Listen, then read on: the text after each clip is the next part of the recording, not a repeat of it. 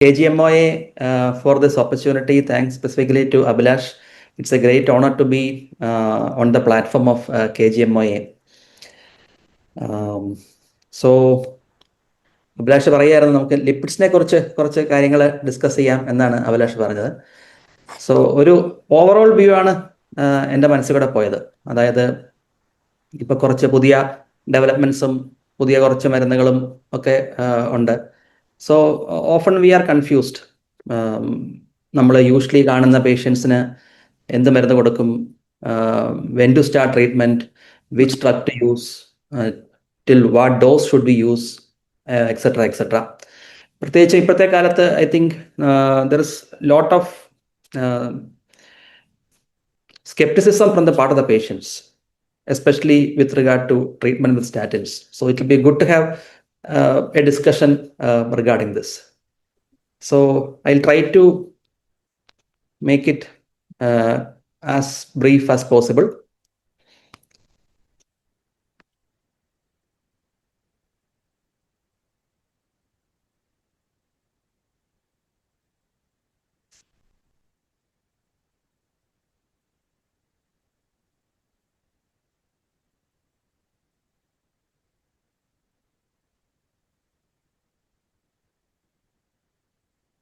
Abhilash, കാണാൻ പറ്റുന്നുണ്ടോ? Can you? കാണാം. Yes. കാണാം. So the topic is how to manage dyslipidemia in current practice or 2025. So this is how it all started. ആർക്കെങ്കിലും പറയാൻ പറ്റുമോ ഇത് ആരാണെന്ന്? Any guess? അഭിലാഷ് പഴയ ക്വിസ് മാസ്റ്റർ ആണ്, നിങ്ങൾക്ക് എല്ലാവർക്കും അറിയാമെന്ന് അറിയത്തില്ല. അഭിലാഷ് പണ്ട് നമ്മുടെ കോൻ ബനേഗ ക്രോർപതിക്ക് പോയിട്ട് പ്രൈസ് വാങ്ങിച്ച ആളാണ്. നിങ്ങളുടെ KGMOയുടെ അക്കാഡമിക് സെല്ലിന്റെ അഭിലാഷ് പുരുഷോത്തമൻ. അപ്പം അഭിലാഷിനോട് ചോദിക്കാം, ഇനി ഐഡിയ അഭിലാഷ് ഇതാരാണെന്ന്? ഒരു ക്ലൂ തരാം. അറിയില്ല. അദ്ദേഹമാണ് ഈ ഒരു മറ്റു ഭാഷയിലുള്ളൊരു സംഭവം ചെയ്തത്. That is the cholesterol hypothesis. He's Nikolai Anichkov. അതായത് ഇദ്ദേഹമാണ് who first propose that experimental ആനിമൽസിന് കൊളസ്ട്രോൾ റിച്ച് ഡയറ്റ് കൊടുത്തിട്ട്, അതായത് ഈ cholesterol rich diet cardiovascular disease ഉണ്ടാക്കും എന്ന് കണ്ടുപിടിച്ച ആളാണ് ഈ Nikolai Anichkov. So this is how cholesterol was recognized to cause cardiovascular disease initially. So basically,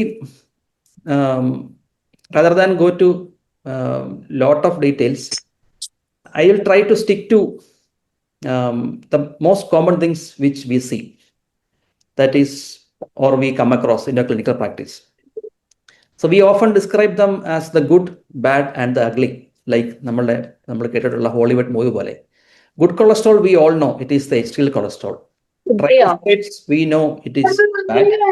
But the real, as we all know, it is the LDL cholesterol. Now, why we are discussing this today is because of this.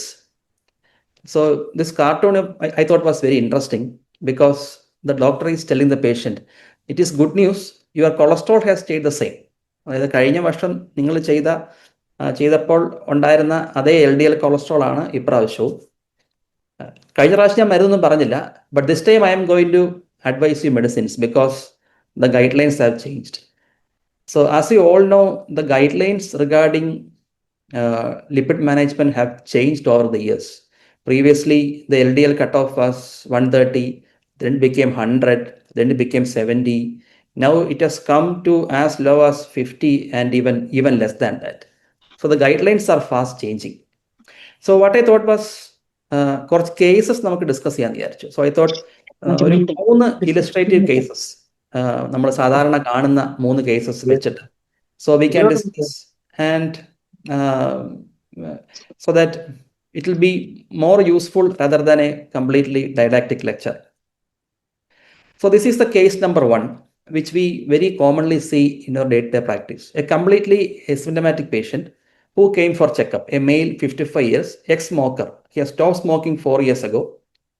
He's got a high blood pressure which has not been treated. That is 146/90, which we may very often ignore, but technically this is high blood pressure. He doesn't have diabetes mellitus. He is slightly obese with a body mass index of 28.3. No family history. but creatinine is on the higher side, that is 1.5 milligram. And this is the cholesterol levels. The total cholesterol is 228, LDL cholesterol is 148, HDL is 39, and triglyceride is 158. So first impression which we see is that ഇത് വലിയ കുഴപ്പമില്ലല്ലോ, വലിയ കൂടുതലൊന്നുമില്ല. LDL 148, not very high. HDL is 39, slightly low. TG is slightly on the higher side. So എന്നാൽ അങ്ങനെയാണോ? Is that the situation? There's one thing which we all know, that is LDL cholesterol has been unequivocally linked to atherosclerotic cardiovascular disease. അതിൻ്റെ ഒരു ചാർട്ടാണ് ഈ കാണുന്നത്. ചാർട്ടിൻ്റെ on the y axis you can see the reduction in the cardiovascular disease, and on the x axis you can see how much the person has been exposed to LDL cholesterol. So as the LDL cholesterol comes down, you can see that the graph actually comes down very fast. That is, the percentage of patients who develop cardiovascular disease comes down very fast. In fact, each 1 millimole per liter reduction in LDL cholesterol actually gives rise to 20% reduction in cardiovascular event risk. When I say ASCVD, it does not mean heart disease alone or coronary artery disease alone. It also means cerebrovascular disease in the form of stroke, even TIA, and also carotid disease. Not to forget peripheral arterial disease and aortic aneurysm. This is the 4 entities which we mean when we say atherosclerotic cardiovascular disease. So the first question is statins or no statins. So here I will, since we have gave the heading how to manage dyslipidemia in 2025. So I'll take the latest guideline, that is the ESC guideline. So just on the right, I have put a cartoon, that is, when you are managing dyslipidemia, it is more about people rather than about numbers. That is, ഞാൻ ഉദ്ദേശിച്ചത്, അതായത് if a particular value, for example, നമ്മൾ ഇപ്പം കണ്ട ഈ കൊളസ്ട്രോളിൻ്റെ value, ഇത് ഒരു പേഷ്യന്റിന് treat ചെയ്യുന്ന പോലെ ആയിരിക്കില്ല നമ്മൾ മറ്റൊരു പേഷ്യന്റ് ട്രീറ്റ് ചെയ്യുന്നത്. That is, someone who doesn't have much high risk of developing a cardiovascular disease, we will treat them completely differently compared to someone who has a very high risk of developing cardiovascular disease. So even more, of course, the cholesterol value is important. Even more important than the absolute cholesterol value, what is more important is the risk of that particular patient for developing cardiovascular disease. So this is again the ESC guidelines. കാണുമ്പോൾ അല്പം ഒരു confusing സ്ലൈഡായിട്ട് തോന്നും. Basically ഇത്രയേ ഉള്ളൂ. പേഷ്യൻസിനെ 4ആയിട്ട് divide ചെയ്തിരിക്കുകയാണ്. 1 very high risk, 2nd is high risk, 3rd moderate risk, 4 low risk. കുറച്ച് confusing ആയിട്ട് തോന്നാം. ഒത്തിരി നമ്മൾ ഡീറ്റെയിൽസ് ഇട്ട് പോകണമെന്നില്ല. ഇത്ര ഓർത്താൽ മതി. വെരി ഹൈ റിസ്ക് വിഭാഗത്തിൽ പെടുത്തിയിരിക്കുന്നത്, ഒന്ന്, ഇതാണ് നമ്മൾ ഏറ്റവും ഓർക്കേണ്ടത്. ഒന്ന്, ഒരാൾക്ക് നേരത്തെ ഒരു കാർഡിയോവാസ്കുലർ ഡിസീസ് വന്നിട്ടുണ്ടെങ്കിൽ, ഫോർ എക്സാമ്പിൾ നേരത്തെ ഒരു MIO or stroke or peripheral artery disease, അങ്ങനെ ഏതെങ്കിലും തരത്തിലുള്ള ഒരു കാർഡിയോവാസ്കുലർ ഡിസീസ് വന്നിട്ടുണ്ടെങ്കിൽ he or she automatically falls into this very high risk group.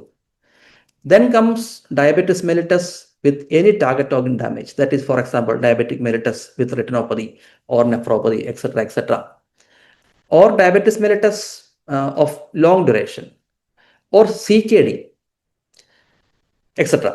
Then comes the high risk, that is someone who has a markedly elevated single risk factor. For example, ഒരാളുടെ total cholesterol is very high, or one person's LDL cholesterol is high, say more than 190 ആണ് cut off. 190 കൂടുതലാണെങ്കിൽ automatically that person falls into high risk. Or someone has a very high blood pressure, that is of more than 180/110, that puts that patient at a high risk. Or diabetes mellitus without target organ damage but long duration, that is more than 10 years. So ഇങ്ങനെ പേഷ്യൻസിനെ നമുക്ക് എല്ലാം ഓർക്കാൻ പ്രയാസമായിരിക്കും. എങ്കിലും we have to keep in mind that when each patient comes to our OP, we'll have to see whether these patients fall or these patients have these type of high risk features. Any previous history of cardiovascular disease, long-standing diabetes, CKD, hypertension, any family history of cardiovascular disease, etc., etc.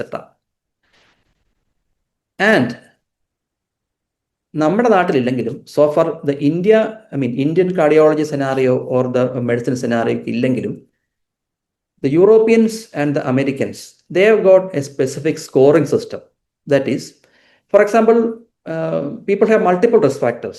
So how to classify the risk? നമുക്ക് fully practical അല്ലെങ്കിലും I will just introduce the concept. അതായത് both ഈ world wide റെനോൺഡ് ആയിട്ടുള്ള രണ്ട് cardiovascular organisations ഉണ്ട്. ഒന്ന് European Society of cardiology, ഒന്ന് American society of cardiology, American college of cardiology. Both these societies have developed two risk scoring of patients so that we can decide, okay, this patient is high risk, that person has to be aggressively treated. This patient is low risk, we don't need to be that aggressive. For the ESC, it is called as a score 2. Just അറിഞ്ഞിരുന്നാൽ മതി. And one thing is, it is very easily available. So I have this, ഞാൻ സ്ക്രീനിൽ ലെഫ്റ്റിൽ കാണിച്ചിരിക്കുന്നത് എൻ്റെ ഫോണിൻ്റെ app ലൈബ്രറിയുടെ ഒരു സ്ക്രീൻഷോട്ടാണ്. അപ്പം you can actually install this app. Actually ഈ ആപ്പ് ഇൻസ്റ്റാൾ ചെയ്യുകയാണെങ്കിൽ നമുക്കൊരു പേഷ്യൻ്റ് വന്നാൽ നമുക്ക് ഈവൻ ഒരു 2-3 മിനിറ്റിനുള്ളിൽ നമുക്ക് ഈ ഒരു റിസ്ക് സ്കോർ കാൽക്കുലേറ്റ് ചെയ്യാൻ പറ്റും. You can either use the ESC risk score, that is A score 2, or we can use the ASCVD plus, that is the American risk score. For example അത് ഇങ്ങനെയാണ് കാണുന്നത്. നമുക്ക് ജെൻഡർ പ്രസ് ചെയ്യാൻ പറയും, add ചെയ്യാൻ പറയും, ഏജ് പറയും, and these are the other parameters. Systolic blood pressure, cholesterol, HDL. Okay, ഞാൻ ഒരെണ്ണം ആഡ് ചെയ്ത് മാറിപ്പോയി. HDL, non HDL cholesterol, triglyceride, etcetera. Just 4-5 inputs which we need to put in. And once you put that, then you get these scores. That is 21%. This is just an example. That is 10-year risk of developing a cardiovascular event is 21%. It's actually very high. വലത്തോശത്ത് കാണിച്ചേക്കുന്നത് നമ്മുടെ ACC/AHA American guide ലൈൻസിൻ്റെ അവരുടെ ആപ്ലിക്കേഷൻ്റെ ഒരു സ്ക്രീൻഷോട്ടാണ് കാണിക്കുന്നത്. So it's actually very very easy to do. It takes 5 minutes. But നമ്മുടെ busy പ്രാക്ടീസിൽ ഇത് പ്രായോഗികമല്ല. എങ്കിലും നമുക്ക് അറിഞ്ഞിരിക്കേണ്ടത് ഇങ്ങനെ ഒരു ഫെസിലിറ്റി ഉണ്ട്. ആൻഡ് നമ്മൾ ഈ when we are discussing about this, how to manage dyslipidemia, this becomes important because treatment actually very often, or the guidelines actually recommend treatment based upon these risk scores. So that is the importance of knowing something about this risk score. In addition to this, European Society കുറച്ച് risk മോഡിഫയേഴ്സിനെ പറ്റി പറയുന്നുണ്ട്. For example family history, obesity, physical inactivity, നമുക്കറിയാവുന്ന കുറച്ച് കാര്യങ്ങൾ. And also other things like elevated high sensitivity CRP, elevated lipoprotein little, et cetera etcetera. ഈ risk factors ഉണ്ടെങ്കിൽ നമ്മൾ for example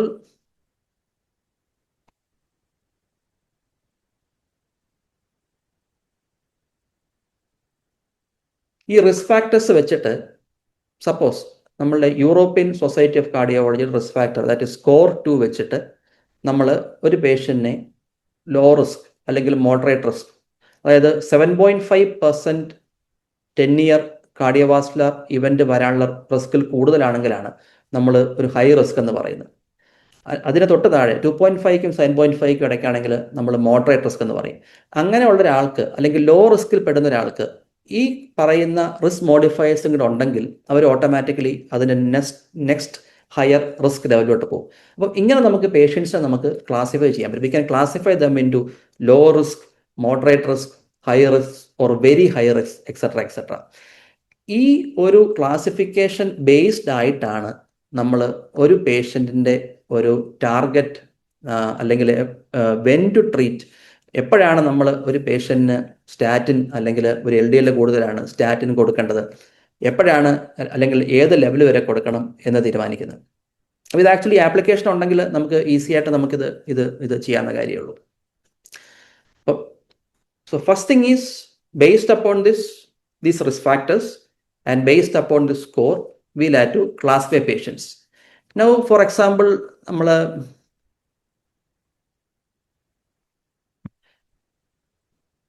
okay. So, for example, suppose if you classify someone as high risk and that person's LDL cholesterol, you can see കുറച്ച് green കാണാം, കുറച്ച് yellow കാണാം, കുറച്ച് red കാണാം. Green എന്ന് പറയുന്നത് നമുക്ക് അവിടെ മെഡിക്കേഷൻസ് വേണ്ട, you just need to give lifestyle advice. For example, നമ്മൾ ഒരു ലോ റിസ്ക് പേഷ്യൻറ്റിനെ അതിൻ്റെ മുകളിലത്തെ ആ ഒരു ഹൊറിസോണ്ടൽ ഇത് നോക്കുകയാണെങ്കിൽ ഒരു 116 milligram per deciliter വരെ നമുക്ക് ലൈഫ് സ്റ്റൈൽ അഡ്വൈസ് മാത്രം മതി.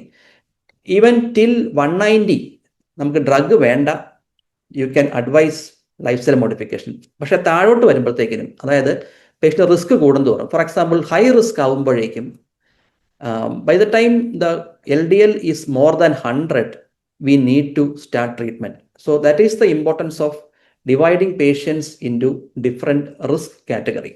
അത് നമ്മൾ ഓരോ പേഷ്യൻറ്റും വരുമ്പോൾ നമ്മൾ ചെയ്തു തുടങ്ങുകയാണെങ്കിൽ നമുക്കത് കൂടുതൽ അത് ക്ലാരിഫൈഡ് ആകുകയും ചെയ്യും.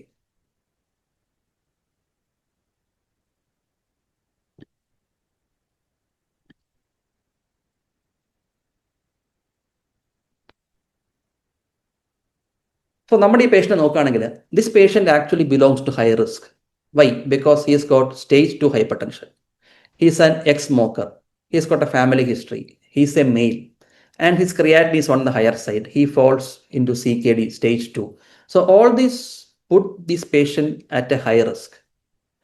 And നമ്മൾ ആപ്ലിക്കേഷൻ ഉപയോഗിച്ച് നമ്മൾ സ്കോർ കാൽക്കുലേറ്റ് ചെയ്യുകയാണെങ്കിൽ actually the score comes to 7 to 10%. So, anything more than 7.5 is high risk. So, again, this patient falls into high risk. So, നമ്മൾ ഈ ഒരു ചാർട്ട് വെച്ച് നോക്കുകയാണെങ്കിൽ, ഹൈ റിസ്ക് പേഷ്യൻ്റ് ആണെങ്കിൽ you have to start treatment when the LDL is above 100 or when the LDL is, if it is above 70, നമുക്ക് lifestyle modification start ചെയ്യാം, controlled ആയില്ലെങ്കിൽ drug start ചെയ്യാം.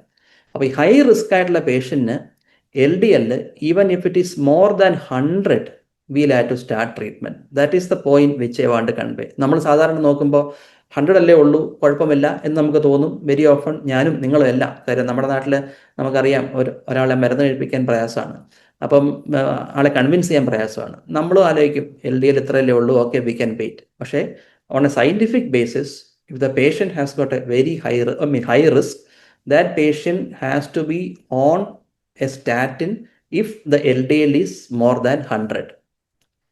നെക്സ്റ്റ് തിങ് ഈസ്, നമ്മൾ start ചെയ്ത് കഴിഞ്ഞാൽ what is the target, അല്ലെ എന്തായിരിക്കണം നമ്മുടെ ഗോള്. ഇതിനകത്ത് എഗെയിൻ ആ ഒരു ചാർട്ട് നോക്കിയാൽ ചാർട്ടിൻ്റെ ലെഫ്റ്റിൽ നിന്ന് റൈറ്റിലോട്ട് താഴോട്ട് വരുന്ന കാണാം.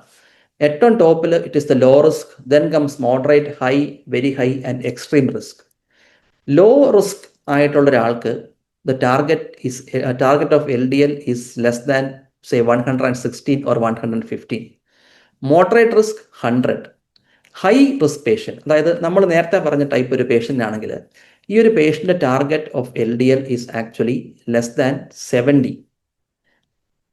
അതായത് ഈ പേഷ്യൻ്റ് ഡയബറ്റിക്കും അല്ലെന്ന് പറഞ്ഞു. ഡയബറ്റിക് ആണെങ്കിൽ of course automatically it become 70. This patient is actually not a diabetic. Still if you take all the parameters together, he falls into high risk and the target is 70. And what if it is very high risk? That is someone who has recurrent events. അതാണ് very high risk എന്ന് ഉദ്ദേശിക്കുന്നത്. അതായത് already cardiovascular disease ഉണ്ട്, പക്ഷേ മരുന്ന് കഴിക്കുമ്പോഴും വീണ്ടും disease വരുന്ന ഒരാളെയാണ് high risk ഗ്രൂപ്പിൽപ്പെടുത്തിയിരിക്കുന്നത്. അവർക്ക് ആക്ച്വലി LDL കട്ട് ഓഫ് 55 ആണ്, 70 ആണ്, 55 ആണ്. എക്സ്ട്രീം ഹൈ റിസ്ക് ആണ് ഉദ്ദേശിക്കുന്നത്. അതായത് ഈ മരുന്ന് കഴിക്കുമ്പോഴും someone is on statin and still has on maximum tolerated dose of statin and still has recurrent CVD events. Those patients actually fall into extreme risk. In those subgroup, the LDL has to be less than 40. So low risk, it is 115. Moderate risk, it is 100. High risk, it is 70. Very high risk, it is less than 55. And extreme high risk is less than 40. Actually, LDL has to be less than 40. ഈ very high risk എന്ന് പറഞ്ഞുകൊണ്ട് ഉദ്ദേശിക്കുന്നത് cardiovascular disease ഉള്ള എല്ലാവരും they automatically falls into very high risk. That is someone who has previously had an MI or an angioplasty or a CABG or a stroke. Everyone falls into this very high risk group. So these patients have to be on a statin. And നമുക്ക് നേരത്തെ പറഞ്ഞ ഒരാളുടെ base line L D L നമുക്കറിയാം അല്ലേ? അതായത് നേരത്തെ നമ്മൾ കണ്ടു the base line L D L is actually 148. So it's a high risk patient. So we need to, in this high risk patient, this patient has to have an LDL of less than 70. Then we'll have to think which drug we should use or what dose should we use. But ഇതിൽ രണ്ട് classification ഉണ്ട്. That is, we have to treat them with statins. Statins, we have divided them into three. That is high intensity, moderate intensity, and low intensity. High intensity means atorvastatin 80 milligram or maybe 40 milligram, but 80 ആണ് നമ്മൾ high intensity എന്ന് പറയുന്നത് കൂടുതലും, or rosuvastatin 20 milligram. 40 is not commonly used. So atorvastatin 80 or rosuvastatin 20 or maybe even 40. That is high intensity. What is moderate intensity? Atorvastatin 10 or sometimes maybe 20 and rosuvastatin 10 milligram. That is moderate intensity.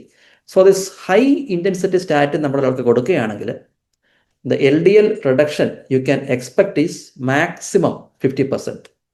So നമ്മൾ നേരത്തെ കണ്ട ഒരാൾക്ക് LDL 140 ആയിരുന്നു, 50% കുറയുകയാണെങ്കിൽ maybe he will almost reach the target.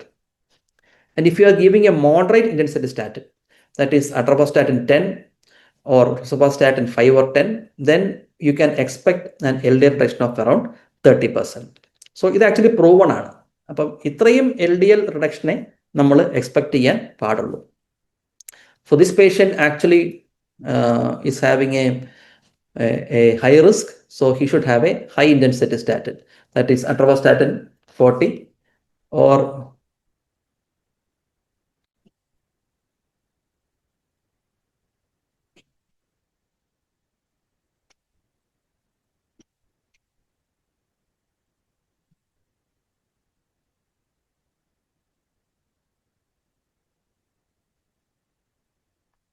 rosuvastatin 20.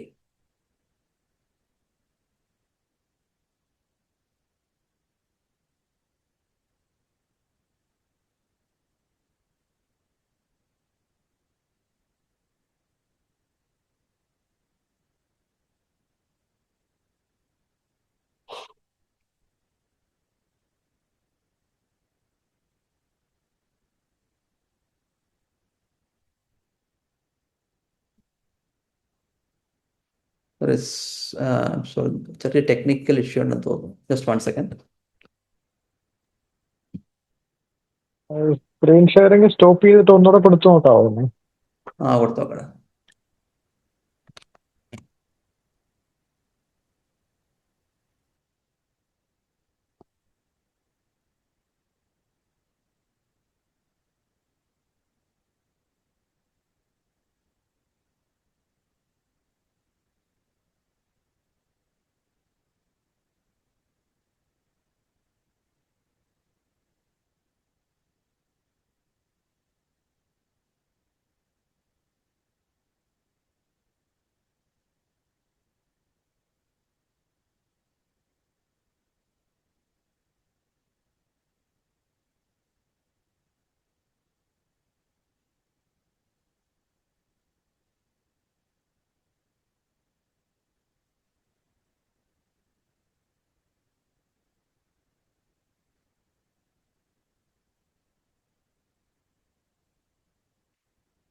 Abhilash കാണാമോ?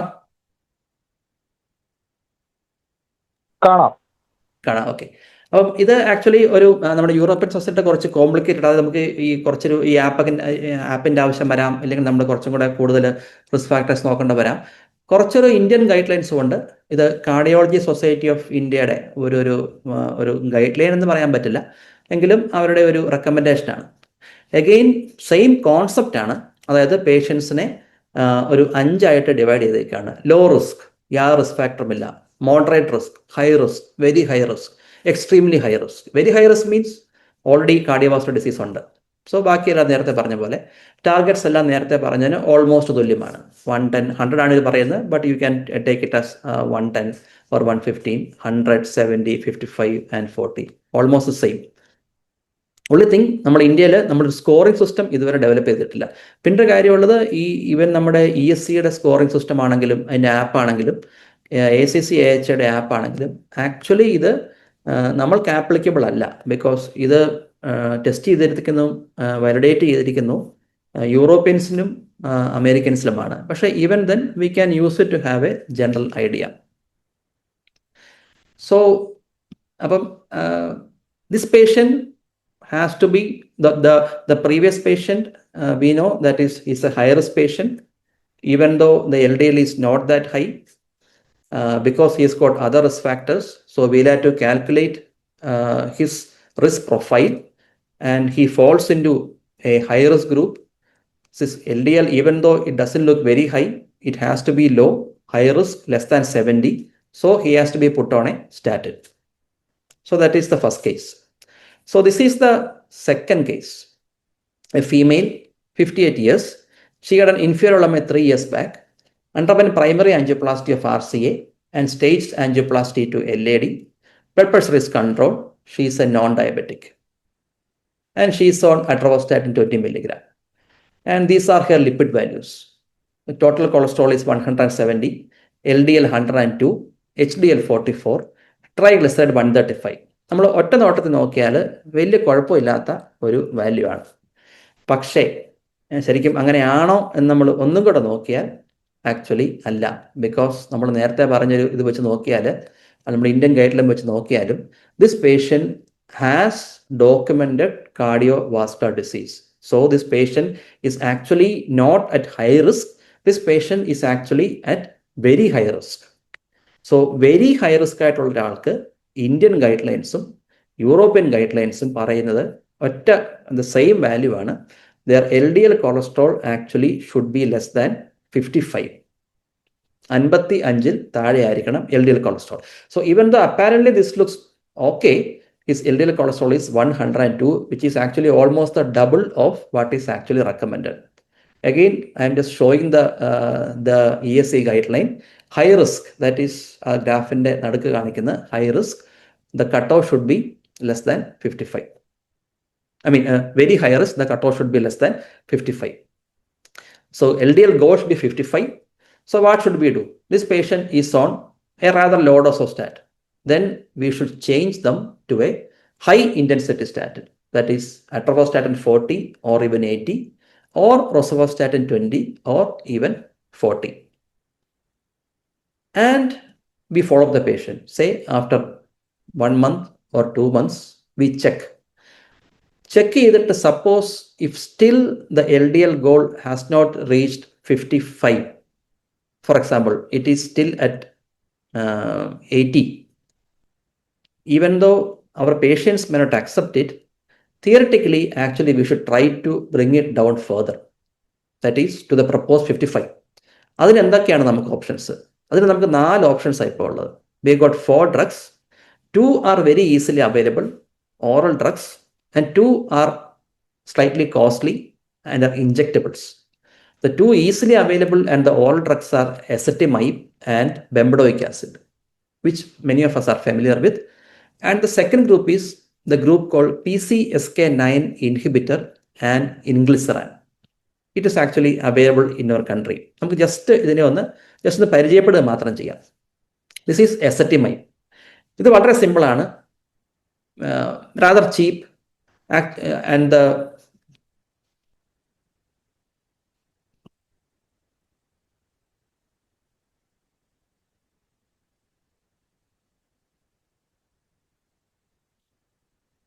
rather cheap. So the action, how ezetimibe act is, it inhibits the absorption of cholesterol from the intestine. So the dietary cholesterol, less cholesterol is absorbed. So and also it also affects the enterohepatic circulation also. And the dose of ezetimibe is very easy to remember, that is 10 milligram per day. Very commonly available, and which I'm sure that most of us are using. And trials have shown that, and this is the landmark trial, it is called as the IMPROVE trial. It shows that ezetimibe actually on top of statin കൊടുക്കുന്ന ഒരാൾക്ക് എസ്റ്റമിബ് കൊടുക്കുകയാണെങ്കിൽ the LDL again gets reduced by around 22%. So it is an add-on therapy to statin. The second drug is bempedoic acid. This is actually, we know that statins actually target the HMG coenzyme reductase. This bempedoic acid targets an enzyme which is upstream of HMG coenzyme reductase, that is the ATP citrate lyase, the same cholesterol pathway. It targets a step before the HMG coenzyme reductase. And the dose of bempedoic acid is 180 milligram per day. And that also is actually now very much available in our country. And it has been shown that bempedoic acid, if given along with statin, it decreases LDL cholesterol by 15%.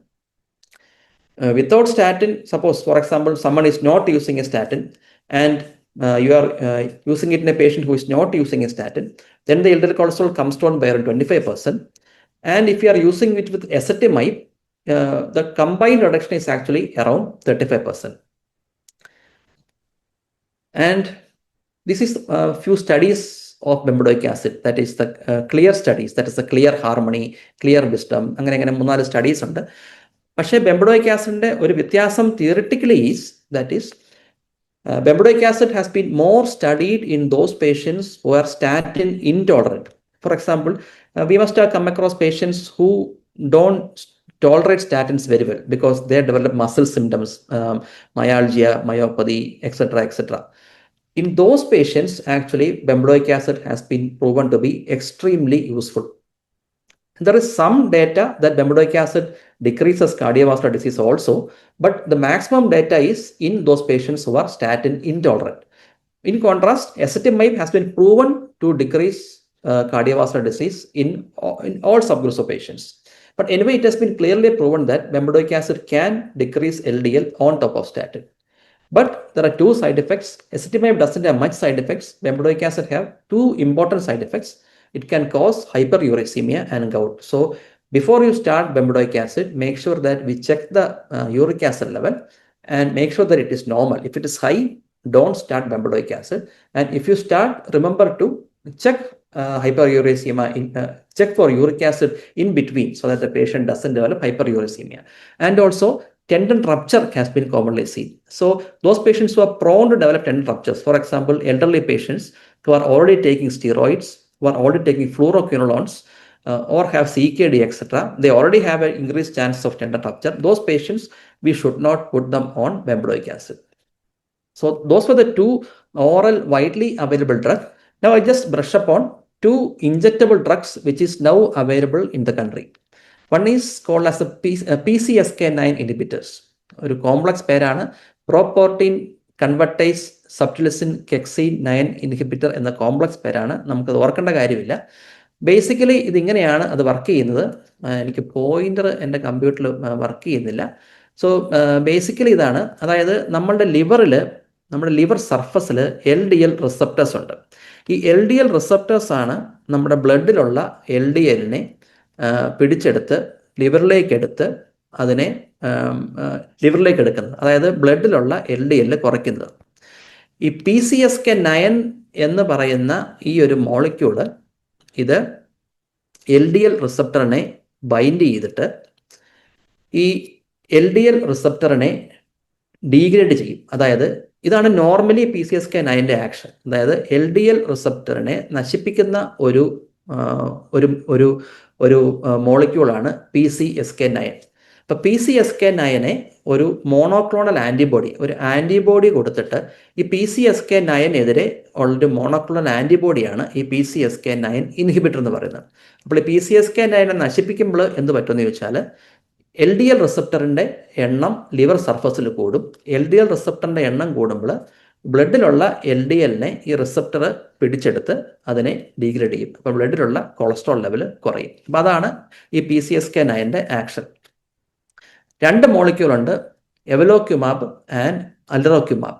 അപ്പം നേരത്തെ നമ്മൾ കണ്ടു LDL, നമ്മുടെ statin cholesterol കുറയ്ക്കുന്നു, say to the tune of 50%. On top of this നമ്മൾ ezetimibe കൊടുക്കുകയാണെങ്കിൽ may be ഒരു 20% കുറയുമായിരിക്കും. Now on top of statin, ഈ ഗ്രാഫ് നോക്കിയാൽ കാണാം, മോളിൽ പ്ലാസിബോ ആണ്, അതിൻ്റെ താഴെ എവലോക്യുമാബ് ആണ്. അതായത് സ്റ്റാർട്ട് ചെയ്ത് കഴിയുമ്പോൾ തന്നെ suddenly the cholesterol drops down from around 90 to around 30. That is, there is around 60% reduction by using evolocumab. And evolocumab has been proven to decrease cardiovascular outcomes also. And this is the graph showing that താഴെ എവലോക്യുമാബ് ആണ്, മോളിൽ placebo ആണ്. So you can see that there is a big gap between them. That is, when in those patients who are using evolocumab, the incidence of cardiovascular disease is actually much less. So here actually the molecule which is widely available is evolocumab. Alrocumab is also there, but evolocumab is more widely available. It comes with the brand name Repatha. And insulin പോലെ തന്നെ this is a subcutaneous injection taken in a dose of 140 milligram. The only thing, we had to take it every 2 weeks, or we take 420 milligrams monthly. Usually we take it 140 milligram every 2 weeks. The only issue is the cost. Cost is around 15 to 16,000 per dose. അപ്പോൾ ഒരു മാസത്തെ നമ്മൾ cost വെച്ച് നോക്കിയാൽ it comes to around 15 to around 30,000. So cost is very high. The second injectable drug is inclisiran. Same concept ആണ്. അതായത് നേരത്തെ PCSK9 inhibitor ചെയ്തിരുന്നത് ഈ LDL റിസപ്റ്ററിനെ ഡീഗ്രേഡ് ചെയ്യുന്ന PCSK9 എതിരെയുള്ള ആൻറ്റിബോഡി ആയിരുന്നു. ഇൻഗ്ലിസറൻ അങ്ങനെയല്ല, it is A small ഇൻ്റർഫിയറിംഗ് RNA. അത് ഈ PCSK9 ഉണ്ടാക്കുന്നത് തന്നെ തടയാണ്, because it inhibits the hepatic translation of PCSK9. So the number of PCSK9 actually comes down, so that the number of LDL receptors increase, so that there is more rapid clearance of LDL cholesterol. Again, it has been shown to reduce LDL by around 60%. So both PCSK9 inhibitor like the Cumabs and also the inclisiran decrease LDL by 60% in addition to statins. The difference is that inclisiran actually can be, or it's used once a month. I mean, it's actually used as an initial dose, then a second dose after 3 months, and after this 3 months, the second dose, then you can use it every 6 months. So initial dose കഴിഞ്ഞാൽ ഒരു വർഷത്തിൽ actually you need 2 doses per year. First dose, after 3 months, second dose, then every 6 months. The only issue is again the cost. 1 lakh ആണ് അതിൻ്റെ per dose cost. So നമ്മൾ നോക്കുകയാണെങ്കിൽ again it comes to around 15,000, 60,000 per month. So actually it is not practical. നമ്മൾ കാണുന്ന പേഷ്യൻസിന് പലർക്കും ഇത് practical അല്ല, ഫീസിബിളും അല്ല. ഞാനത് ജസ്റ്റ് പറഞ്ഞു എന്ന് മാത്രമേ ഉള്ളൂ.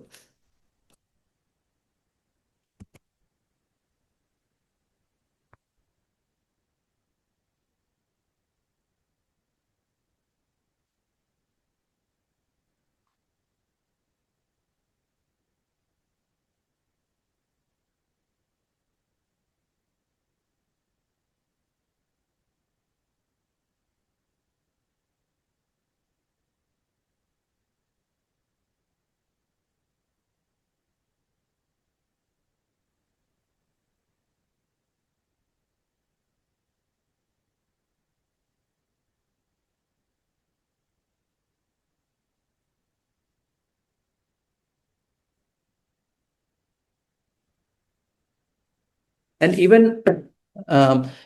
ഇതിൻ്റെ ഏറ്റവും കൂടുതൽ യൂസ് വരുന്നത് നമ്മൾ യൂഷ്വൽ കാണുന്ന പേഷ്യൻസ് അല്ല. നമ്മൾ ഇങ്ങനൊരു സബ് ഗ്രൂപ്പ് ഓഫ് പേഷ്യൻസ് ഉണ്ട്. That is patients with the familial hyper cholesterolaemia.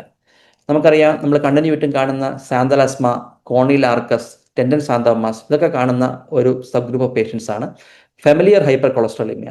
ഇതിനൊരു സ്പെസിഫിക് ഡയഗ്നോസ്റ്റിക് ക്രൈറ്റീരിയ ഉണ്ട്. They got very high cholesterol levels. The total cholesterol that is the total cholesterol beyond 290, LDL above 190 or 155, family history. അപ്പം അങ്ങനെ കുറച്ച് diagnostic criteria വെച്ചിട്ട് we can actually diagnose familiar hypercholesterolemia. They got extremely high LDL levels and have these peripheral manifestations of familial hypercholesterolemia. In those patients, actually, our statins, ezetimibe, etc., have only very minimal effect. In this subgroup of patients, this PCSK9 inhibitor and inclisiran have got a really big effect and can actually save patients from the various manifestations of cardiovascular disease. So ഇതൊരു just ഒരു ഗ്രാഫാണ്. അതായത് ഒരു individual ട്രീറ്റ്മെൻറ്റിനും കോമ്പിനേഷനും എന്തുമാത്രം LDL കുറയ്ക്കാം എന്നുള്ളത്. For example, as I mention, a moderate intensity statin 30%, high intensity statin 50%, ezetimibe alone 20%.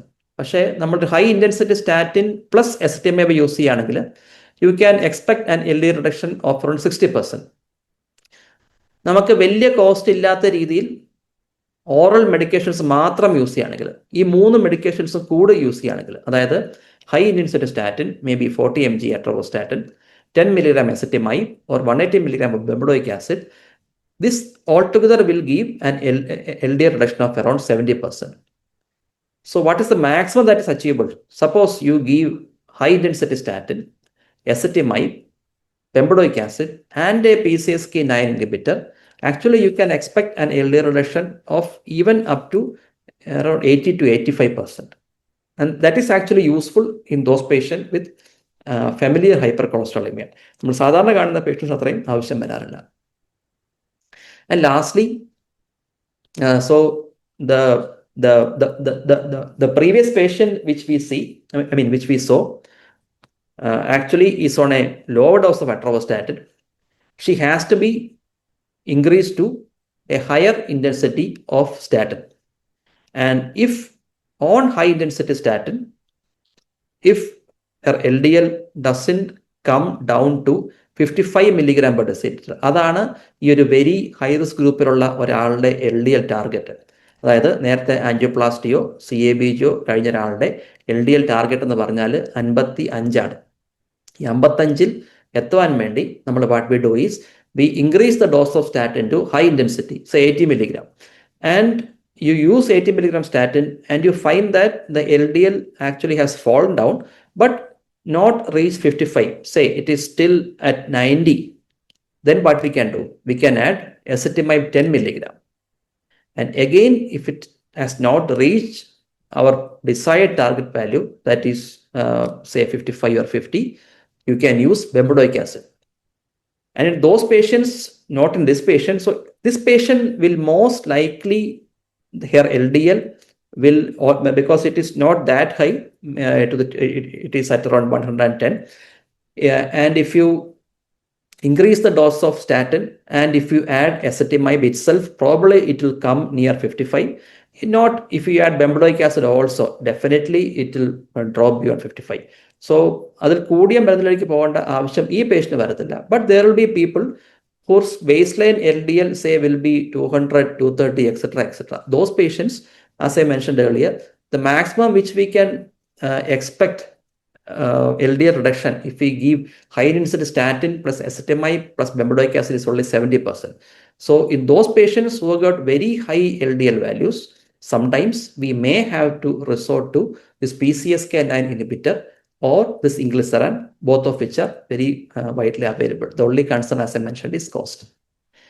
And my last case, a slightly different focus from LDL. Now we just turn to the other culprit, that is the triglyceride. So this is the case, a 52-year-old male, hypertensive, on losartan, again not a diabetic, smoker, obese with a body mass index of 29 and with a sedentary lifestyle. And this is the lipid profile. Triglyceride is 330, LDL is 142, HDL is slightly on the lower side, 38, total cholesterol is 250. LFT and thyroid function are normal. So here almost all other values are rather okay. LDL is on the higher side and triglyceride is really high. Now, when the triglyceride is high, നമ്മൾ ഓർക്കേണ്ട ഒരു കാര്യമുണ്ട്. നമ്മൾ സാധാരണ ലാബിൽ കാണുന്ന report that is based upon this Friedewald equation. Actually this Friedewald equation actually was developed in 1972 and it has been somehow used worldwide. അതിൻ്റെ concept ഇതാണ്: ടോട്ടൽ കൊളസ്ട്രോളിനെ നമ്മൾ മൂന്നായിട്ടാണ് ഡിവൈഡ് ചെയ്യുന്നത്. VLDL, LDL plus HDL. നമ്മൾ measure ചെയ്യുന്ന ട്രൈഗ്ലിസറൈഡിനെ 5 കൊണ്ട് ഡിവൈഡ് ചെയ്യുകയാണെങ്കിൽ, that is triglyceride divided by 5 is taken as the VLDL.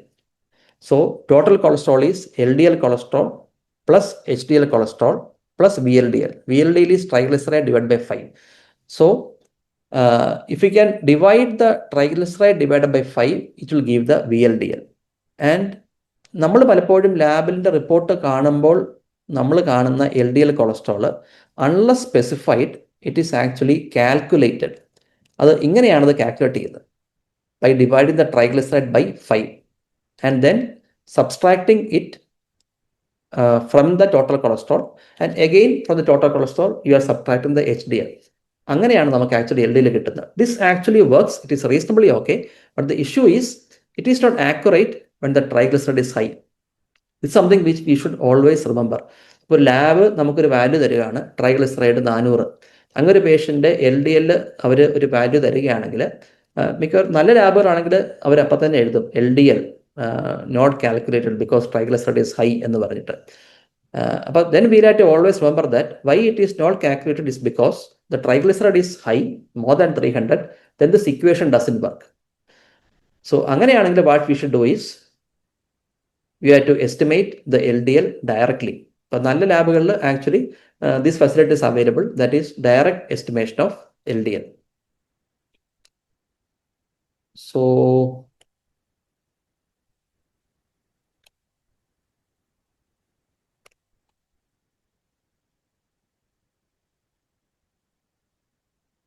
yes, okay.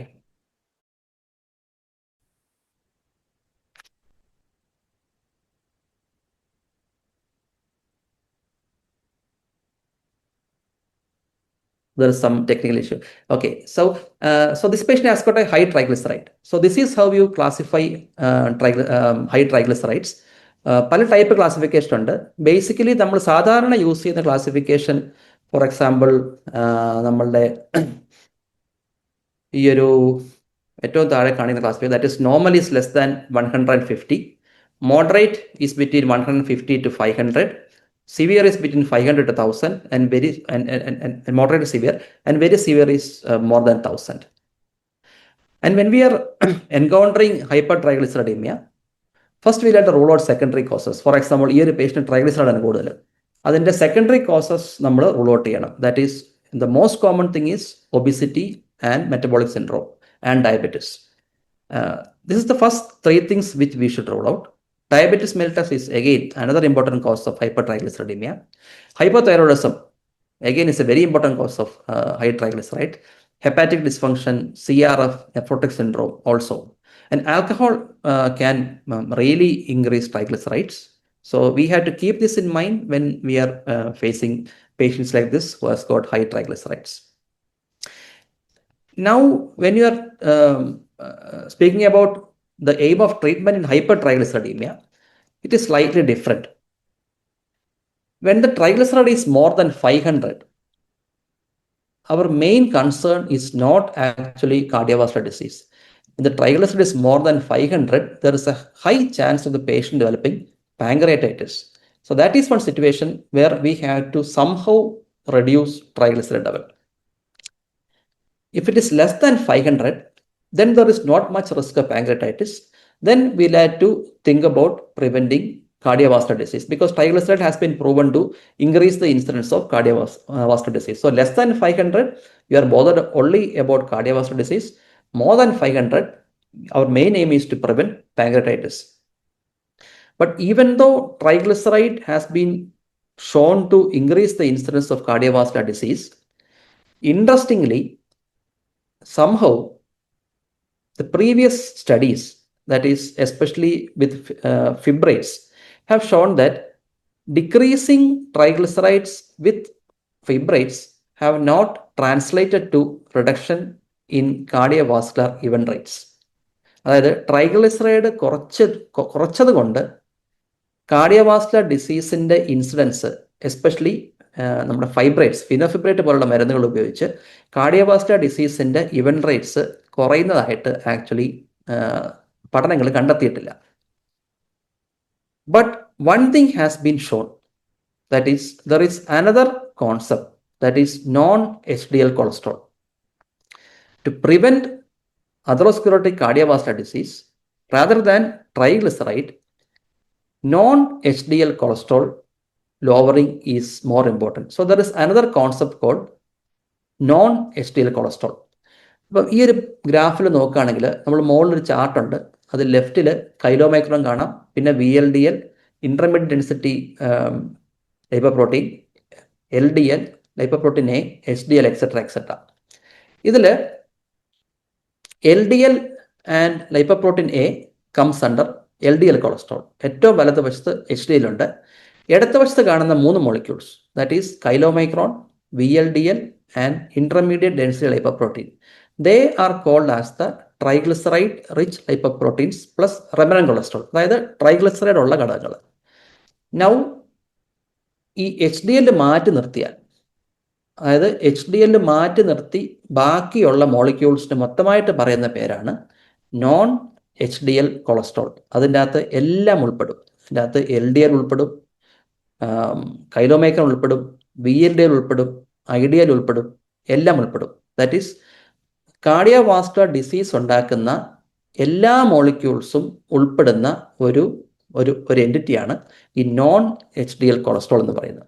So there are even some studies which says that even more than LDL cholesterol, non-HDL cholesterol can predict cardiovascular disease. അപ്പോൾ ഇതിൻ്റെ cut ഓഫും വ്യക്തമായിട്ട് പറയുന്നുണ്ട്. That is LDL കൊളസ്ട്രോളിൻ്റെ cut off എത്രയാണ്? For example നമ്മൾ നേരത്തെ കണ്ടു, ഒരു ഹൈ റിസ്ക് പേഷ്യൻറ്റിന് LDL കൊളസ്ട്രോളിൻ്റെ കട്ട് ഓഫ് 70 ആണ്, മോഡറേറ്റ് റിസ്കിന് 100 ആണ്, ലോ റിസ്കിന് 116 ആണ്. എത്രയാണോ LDL ടാർഗറ്റ് അതിനേക്കാളും 30 milligram കൂടെ ആഡ് ചെയ്യുകയാണെങ്കിൽ you will get the non HDL cholesterol target for that particular patient. അപ്പോൾ ഈ ഒരു ഫോർ എക്സാമ്പിൾ ഈ ഒരു പേഷ്യൻറ്റിന് നോൺ HDL കൊളസ്ട്രോൾ ടാർഗറ്റ് കൂടുതലാണെങ്കിൽ നമ്മൾ എന്താണ് ചെയ്യുക? ആസ് എ മെൻഷൻ, നമ്മൾ പ്രീവിയസ്ലി യൂസ് ചെയ്യുന്ന fibric acid derivatives or fibrates has not been shown to improve the cardiovascular outcome. അപ്പം ഈവൻ ദോ ട്രൈഗ്ലിസറൈഡ് ആണ് കൂടുന്നതെങ്കിലും first we have to see is whether it is more than 500 കൂടുതലാണെങ്കിൽ we have to give them specific triglyceride lowering drugs, which I will come to. If not, that is if it is less than 500, say it is between 150 to 500, in those patients the first thing which we have to do is you calculate the non-HDL cholesterol and see whether it is beyond the target. And if it is beyond the target, the first drug which we have to add even in hypertriglyceridemia is actually statins. ഇല്ലെങ്കിൽ നമുക്ക് tendency ഉണ്ട് ട്രൈഗ്ലിസറിഡ്സ് കൂടി കാണുമ്പോൾ നമുക്ക് ഫിനോഫിബ്രേറ്റ് കൊടുക്കാൻ ഒരു tendency ഉണ്ട്. Actually that is scientifically not correct. The TG is high, the first thing we should do is calculate the non-HDL cholesterol, and if it is beyond the target, you treat again with statin. Why? കാര്യം statins നമുക്കറിയാം fibrates actually triglycerides കുറയ്ക്കും even to the tune of 50%. But what we have to remember is this, that is statins also decrease triglycerides even to the tune of 30%. അപ്പോൾ triglyceride കൂടുതലുള്ള ഒരാൾക്കും നമ്മൾ ആദ്യം കൊടുക്കേണ്ട മരുന്ന്, unless if it is not very high, 500 മുകളിലാണെങ്കിൽ definitely we have to give them fibrates. Why? To decrease the chance of developing pancreatitis. 500 താഴെയാണെങ്കിൽ the first drug which you should give if the non-HDL cholesterol is high is actually atorvastatin itself. അപ്പോൾ നമ്മളുടെ പേഷ്യൻറ്റിനെ നോക്കുകയാണെങ്കിലും high risk ആണ്, LDL target അപ്പോൾ 70 ആണ്, യു ആഡ് 30 to it, So the non-HDL target becomes 100. So ഈ പേഷ്യൻ്റെ non H D L cholesterol അതിനേക്കാളും കൂടുതലാണ്, മച്ച് ഹൈ ആണ്. അപ്പം ഏത് ഡ്രഗാണ് നമ്മൾ സ്റ്റാർട്ട് ചെയ്യേണ്ടത്? Actually we should start not on a fibrate. Even though the LDL is not very high, we should not start a specific triglyceride lowering treatment. We should start statin first. And most importantly, especially even in other subgroup, lifestyle management is very important. Here it's actually more it's more valuable. That is, as I mentioned, alcohol can increase the triglyceride level, so you have to abstain from alcohol, take low fat diet, regular exercise, weight loss to the tune of 5-10%, and if the patient is diabetic, control of diabetes. എന്നിട്ടും suppose you are giving, for example, this patient, his non-HDL cholesterol is way high, you start the patient on statin, say atorvastatin or rosuvastatin, and if the TG remains still high, then comes the role of specific TG lowering treatment. So which are the specific TG lowering treatment? We got 2 molecules or 3 molecules. One is the very common fibrates, that is the fenofibrate, the lower TG by 40-50%. But as I mentioned, ഇത് cardiovascular disease കുറയ്ക്കുന്നതിന് തെളിവുകളൊന്നുമില്ല. TG comes down, but no proven benefit for CVD. And we got the rather new molecule or the Indian molecule, saroglitazar. ഇത് almost the same molecular action ആണ് like fibrates, but only thing is it also is beneficial in diabetes. So if someone has diabetes and has got high triglyceride, this is one drug which can be used, saroglitazar, which can be used and which is widely available. But actually both these medications തുടങ്ങുന്നതിന് മുമ്പ്, for someone who is between 150 and 500, ആ ഒരു ഗ്രൂപ്പിൽ use ചെയ്യാൻ indication ആയിട്ടുള്ള ഒറ്റ molecule ഇപ്പോൾ ഉള്ളൂ, that is omega-3 fatty acid. Why? Because fibrates have not been proven to decrease cardiovascular disease, while omega-3 fatty acid have been proven to decrease cardiovascular disease. It has got multiple beneficial effects. It has got anti-inflammatory effect, some anti-thrombotic effect, membrane stabilizing effect, etc. In addition to the, of course, the triglyceride lowering effect. But the point is the spelling mistake. It is Icosa. That's Icosa pentethyl. We got multiple omega-3 fatty acids available in the market. Those molecules have not been studied. The only molecule which have been studied is Icosa pentethyl, that is IPE, in a dose of 2 gram BD. That is totally 4 gram. That has been shown to have proven cardiovascular disease benefit. So if more than 500, you can start the patient on omega-3 fatty acid, that is Icosa pentethyl, and if it is not controlled, you can add fenofibrate, with which most likely it will get controlled. But if it is between 150 and 500, actually the first thing we should do is you give statin, decrease the triglyceride. If still not controlled, the molecule which you can give is omega-3 fatty acid. So this is the Indian guideline. So again, the same thing which I mentioned, you can see that on the extreme right, triglyceride more than 500, 1,000 or even above 1,000, we have to, our main aim is to prevent pancreatitis. We can give fibrates, omega-3 fatty acid, and saroglitazar. And in the middle, we can see triglycerides between 150 and 500. Here, the management is basically with omega-3 fatty acid. That is after statin. The first thing which we have to give is statin if the non-HDL cholesterol is high. If the non-HDL cholesterol is high, statin first, and still the TG is high, then we can give omega-3 fatty acid. So those are the 3 cases. So now, before I conclude, as I mentioned, the treatment of dyslipidemia has been evolved. So from 10 milligram atorvastatin, 20, 40, 80, then we are many often forced to, or the guidelines tell us to add ezetimibe, bempedoic acid, still not control. We have to add the injectable drugs. So multiple molecules, high cost. So sometimes it is നമുക്ക് പറയാൻ എളുപ്പമാണ്, പക്ഷെ നമ്മളുടെ practice, especially ഒരു general practice ചെയ്യുമ്പോഴത്തേക്കിനും നമ്മുടെ അടുത്ത് വരുന്ന പേഷ്യൻസിന് നമുക്ക് ഈ പറയുന്ന മോളിക്യൂൾസ് ഒന്നും കൊടുക്കുന്നത് പ്രായോഗികമല്ല. പലപ്പോഴും അവർക്കത് കഴിക്കാനും സാധിക്കില്ല. എങ്കിലും അതുകൊണ്ട് പലപ്പോഴും ഞാൻ എപ്പോഴും പറയും, ഒരു മിഡിൽ പാത്താണ് എപ്പോഴും നല്ലത്. പക്ഷേ we have to be aware that ഇങ്ങനൊരു ഓപ്ഷൻസ് ഉണ്ട്, ഇതൊക്കെയാണ് ചെയ്യേണ്ടത്. ഓഫ് കോഴ്സ് നമ്മൾ പേഷ്യൻസിനെ കൂടെ മുന്നിൽ കണ്ടുകൊണ്ട് വേണം നമ്മൾ ഈ മരുന്നുകൾ കൊടുക്കാൻ. അല്ലാതെ നമ്മൾ കോസ്റ്റിനെ പറ്റി കൺസേൺ ഇല്ലാതെ വാട്ട് ഐ മീൻ ഈസ് നമ്മൾ ഒരു PCSK അല്ലെങ്കിൽ ബിട്രോ അല്ലെങ്കിൽ ഇംഗ്ലിസറാനോ ഒന്നും കൊടുക്കുന്നതിൽ കാര്യമില്ല. It is always better to follow a middle path. We have to keep the values and the risks of the patient, the lipid values in mind, but also keep the patient's overall profile in mind so that our treatment is not a burden for the patient. So with these words, I would like to thank KGMA once again. ഈ photo actually it's of Akira Endo. അദ്ദേഹമാണ് atorvastatin, statins ആദ്യമായിട്ട് കണ്ടുപിടിച്ച വ്യക്തി. So with this, I'll sign off. I thank KGMI once again for this wonderful opportunity. I hope that കുറച്ച് കാര്യങ്ങൾ discuss ചെയ്യാൻ പറ്റിയെന്ന് വിചാരിക്കുന്നു. And it will be great if we can have some discussion also. സംശയം എന്തെങ്കിലും ക്വറീസോ അല്ലെ എന്തെങ്കിലും ക്വസ്റ്റ്യൻസോ ഉണ്ടെങ്കിൽ നമുക്ക് ഡിസ്കസ് ചെയ്യുകയും ചെയ്യാം. Dear James, thank you very much for sparing your time. Question answer സെഷനിലോട്ട് ഓൾറെഡി സെഷൻ വളരെ എക്സലന്റ് ആയിരുന്നു. നമ്മളെ ചാറ്റ് ബോക്സിൽ ക്വസ്റ്റ്യൻസ് വന്നുകൊണ്ടിരിക്കുകയാണ്, ഞാൻ വായിക്കാൻ തുടങ്ങാം. ഓക്കെ. ഇല്ലില്ല, ഒരിക്കലും ബോറടിപ്പിച്ചിട്ടില്ല. പാർട്ടിസിപ്പൻസ് ഫീഡ്ബാക്ക് തരുമെന്ന് ഞാൻ പ്രതീക്ഷിക്കുന്നു. നേരത്തെ അതറോസ്ക്ലിറോട്ടിക് റിസ്ക് കാൽക്കുലേറ്റ് ചെയ്യുന്നുണ്ടായിരുന്നല്ലോ, അപ്പൊ അതിൽ ഒരു ആദ്യത്തെ ഡൗട്ട് ഇതായിരുന്നു, Indian should be considered as black or white preferably.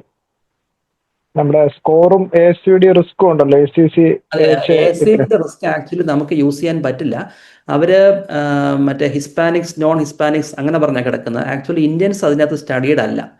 അപ്പോൾ ആക്ച്വലി ഈ ASCVD റിസ്കിൽ നമ്മൾ ഈ അതേഴ്സ് എന്ന് പറഞ്ഞ ഗ്രൂപ്പിലാണ് വരുന്നത്. ബ്ലാക്സും അല്ല വൈറ്റും അല്ല.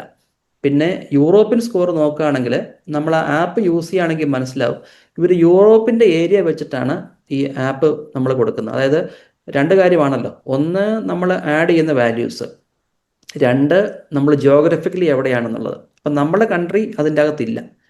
അപ്പോൾ പ്രാക്ടിക്കലി നമുക്ക് ചെയ്യാൻ പറ്റുന്നത്, നമ്മൾ റിയലൈസ് ചെയ്യേണ്ട കാര്യം, India has a very high prevalence of ASCVD and also നമ്മളുടെ റിസ്ക് അതർവൈസ് കൂടുതലാണ്.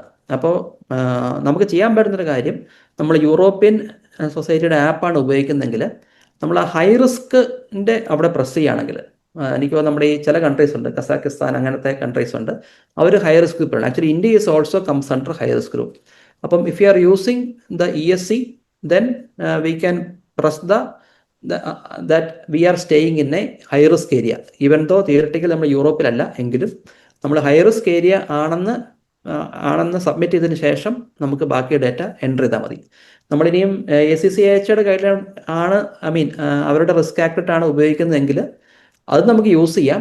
നമ്മൾ ഓർക്കേണ്ട ഇത്രയേ ഉള്ളൂ, അത് യൂസ് ചെയ്യുമ്പോൾ നമ്മളുടെ റിസ്ക് ആക്ച്വലി അണ്ടർ എസ്റ്റിമേറ്റ് ചെയ്യുകയാണ് ചെയ്യുന്നത്. ഫോർ എക്സാമ്പിൾ, അതിൻ്റെ അകത്ത് ഒരു 10% എന്ന് പറഞ്ഞാൽ നമ്മുടെ റിസ്ക് മേ ബി 11%, 12% ഒക്കെ ആയിരിക്കാം.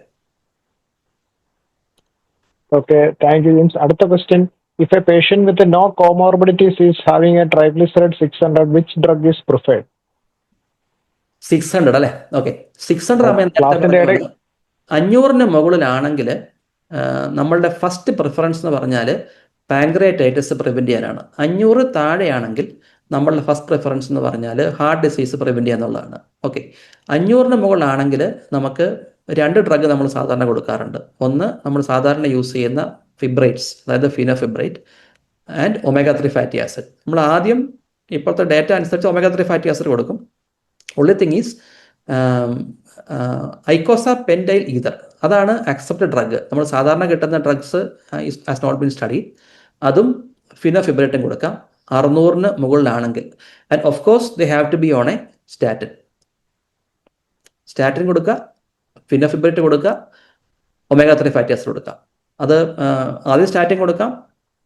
Definitely they have to, because നമുക്ക് ഫാസ്റ്റായിട്ട് കുറയ്ക്കാൻ വേണം. 500 മുകളിലാണെങ്കിൽ മീൻസ് പാങ്ക്രിയാറ്റിസ് വരാനുള്ള ചാൻസ് വളരെ കൂടുതലാണ്. So even you can give fibrates and omega-3 fatty acid together. Okay. Next question is, should lipid profile be always done in the fasting state? Is a non-fasting result acceptable? ഇപ്പം actually ഞാനത് include ചെയ്യുന്നല്ലേ ഉള്ളൂ. Non fasting lipid പ്രൊഫൈലും acceptable ആണ്. നമ്മുടെ LDL കാര്യമായിട്ട് മാറ്റം വരാൻ പോകുന്നില്ല. അതുപോലെ HDL കാര്യമായിട്ട് മാറ്റം വരാൻ പോകുന്നില്ല. ട്രൈഗ്ലിസറൈഡ് പക്ഷേ മാറ്റം വരാം. അപ്പോൾ suppose if you are using a non fasting lipid profile, triglyceride normal ആണെങ്കിൽ നമുക്ക് അത് മതിയായിരിക്കും. പക്ഷേ സപ്പോസ് നമ്മുടെ ട്രൈഗ്ലിസറൈഡ് കൂടുതലാണെങ്കിൽ then we'll have to go for a repeat fasting lipid profile. Okay. Another question is, how to calculate non-HDL cholesterol? Non-HDL cholesterol simple ആണ്. Total കൊളസ്ട്രോളിൽ നിന്ന് HDL കുറച്ച് കഴിഞ്ഞാൽ നമുക്ക് കിട്ടുന്ന വാല്യൂ ആണ് non-HDL കൊളസ്ട്രോൾ. അതായത് ഫോർ എക്സാമ്പിൾ ഒരാളുടെ ടോട്ടൽ കൊളസ്ട്രോൾ 220 ആണെങ്കിൽ HDL കൊളസ്ട്രോൾ 40 ആണെങ്കിൽ non-HDL cholesterol will be 220 minus 40, that is 180. Okay, thank you. Another question, how will you diagnose and manage statin-induced myopathy? അതൊരു വളരെ നല്ലൊരു ചോദ്യമാണ്. സ്റ്റാറ്റിൻ ഇൻഡ്യൂസ്ഡ് മയോപ്പതി അതൊരു very commonly faced situation ആണ്. ഇവൻ ദോ കുറച്ച് ഓവർ ഡയഗ്നോസ്ഡ് ആണ്. നമുക്ക് രണ്ട് സിറ്റുവേഷനാണ് വരുന്നത്. ഒന്ന് സ്റ്റാറ്റിൻ ഇൻഡ്യൂസ്ഡ്, നമ്മൾ ബേസിക്കലി പറയുന്നത് സാംസ് എന്നാണ് പറയുന്നത്, സ്റ്റാറ്റിൻ ഇൻഡ്യൂസ്ഡ് മസിൽ സിംറ്റംസ്. അപ്പം ഒന്ന് നമുക്ക് ചിലപ്പോൾ സിംറ്റംസ് മാത്രമേ കാണത്തുള്ളൂ, അതായത് നമുക്ക് ഡോക്യുമെൻ്റഡ് ആയിട്ടുള്ള മയോപ്പതിയുടെ എവിഡൻസ് കാണത്തില്ല. അതാണ് ഒരു ലെസ്സർ ഓർ ലെസ് സിവിയർ ഒരു ഫോം. The second situation is when there is real myopathy. അപ്പം അവരുടെ CPKMB കൂടുതലായിരിക്കും, they can go into renal field etcetera etcetera. ഈ ഒരു മസിൽ സിംറ്റംസ് മാത്രമേ ഉള്ളൂ. എന്നാൽ മയോപ്പതി ഇല്ലെങ്കിൽ നമുക്ക് ഒന്ന് പേഷ്യൻറ്റിനെ റീഅഷ്യൂർ ചെയ്ത് നമുക്ക് ട്രൈ ചെയ്യാം. നമുക്ക് സ്റ്റാറ്റിൻസ് പലപ്പോഴും വിത്ഡ്രോ ചെയ്യണമെന്നില്ല. പക്ഷേ ചില പേഷ്യൻസ് ആകോട്ട് റിഫ്രാക്ടറി സിംറ്റംസ്, അപ്പം നമുക്ക് പലപ്പോഴും വിത്ഡ്രോ ചെയ്യേണ്ടി വരാറുണ്ട്. അപ്പം നമ്മൾ ചെയ്യുന്നത്, ഒന്ന് നമുക്ക് പല ഓപ്ഷൻസ് ഉണ്ട്. ഒന്ന് നമുക്ക് ഡോസ് കുറയ്ക്കാം. ഫോർ എക്സാമ്പിൾ നമ്മൾ ഒരു 40 mg അട്രോസ്റ്റാറ്റിൻ യൂസ് ചെയ്തെങ്കിൽ നമുക്കത് 10 ആക്കാം. അല്ലെങ്കിൽ ആ മോളിക്യൂൾ മാറ്റാം. If it is atorvastatin we can change rosuvastatin or vice versa. Or we can give lower dose or we can give alternate dose. പക്ഷേ ഒരു മയോപ്പതി വന്നിട്ട് ഒരു മയോഗ്ലോബിനുറിയൊക്കെ വന്നെങ്കിൽ then we'll have to be really careful. Then we'll have to stop the atorvastatin. പക്ഷേ അത് ചിലപ്പോൾ അതൊരു റിസ്ക്കും ഉണ്ടാക്കാം. ഫോർ എക്സാമ്പിൾ ഈ ഇടയ്ക്ക് റീസെൻ്റ്ലി ഒരു ആൻജിയോപ്ലാസ്റ്റി കഴിഞ്ഞ ഒരാൾക്ക് സ്റ്റാറ്റിൻ ഫുള്ളി സ്റ്റോപ്പ് ചെയ്യുമ്പോൾ അത് പ്രോബ്ലം ആകാം. അപ്പം അങ്ങനെ വരുമ്പോൾ what we can do is, in those patients we can stop the statin and start the patient on ezetimibe. ഞാൻ നേരത്തെ പറഞ്ഞ പോലെ ബെംബഡോയിക് ആസിഡിൻ്റെ സ്പെസിഫിക് യൂസ് തന്നെ ഈ സ്റ്റാറ്റിൻ ഇൻടോളറൻറ്റ് പേഷ്യൻസിന് കൊടുക്കുക എന്നുള്ളതാണ്. സോ നമുക്ക് 2 മോളിക്യൂൾ ഉണ്ട്. അതായത് ഈ റിയൽ മയോപ്പതി ഉള്ള ആൾക്കാർക്ക്, ഈ ചെറിയ സിംറ്റംസ് ഉള്ള ഒരാൾക്ക് ഒരിക്കലും സ്റ്റാറ്റിൻ നിർത്തേണ്ടി വരാറില്ല. നമുക്ക് ഡോസ് കുറയ്ക്കുകയോ അല്ലെങ്കിൽ ഓൾട്ടർനേറ്റ് ആക്കുകയോ ഇല്ലെങ്കിൽ ഓൾട്ടർനേറ്റ് സ്റ്റാറ്റിൻ ആക്കുകയോ ചെയ്യാൻ പലപ്പോഴും നമുക്ക് അത് രക്ഷപ്പെടാൻ പറ്റും. റിയൽ മയോപ്പതി വന്നാൽ then we'll have to stop and give the patient ezetimibe or you can add the bempedoic acid also. അതിനുശേഷം after some time, once the patient has improved, we can reintroduce the statin. A same molecule വേണ്ട, different molecule. Atorvastatin ആണെങ്കിൽ we can start rosuvastatin maybe at a very low dose, that is 5 mg on an alternate day, and if that tolerate, you make it daily and gradually increase to an acceptable level. Another question is, in Kerala population, what's the practical guideline we should follow regarding the initiation and maintenance of treatment with respect to LDL value, not considering the risk scores?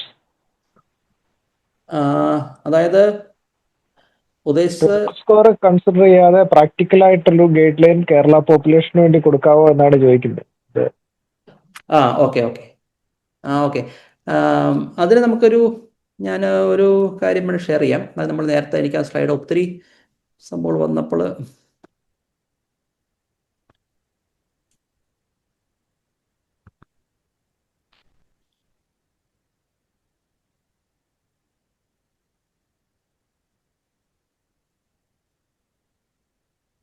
ഇതിൽ എളുപ്പത്തിന് വേണ്ടി ഞാൻ ഈ graph കാണിക്കുന്നുള്ളേ ഉള്ളൂ. Again നമ്മൾ പേഷ്യൻറ്റിനെ നമുക്ക് എന്തായാലും നമുക്കൊരു ക്ലാസിഫൈ ചെയ്യണം. ഒന്ന് നമുക്ക് വേണമെങ്കിൽ ഒരു ഫോർ എക്സാമ്പിൾ ഒന്ന് low risk, definitely low risk എന്ന് പറഞ്ഞാൽ യാതൊരു റിസ്ക് ഫാക്ടറും ഇല്ല.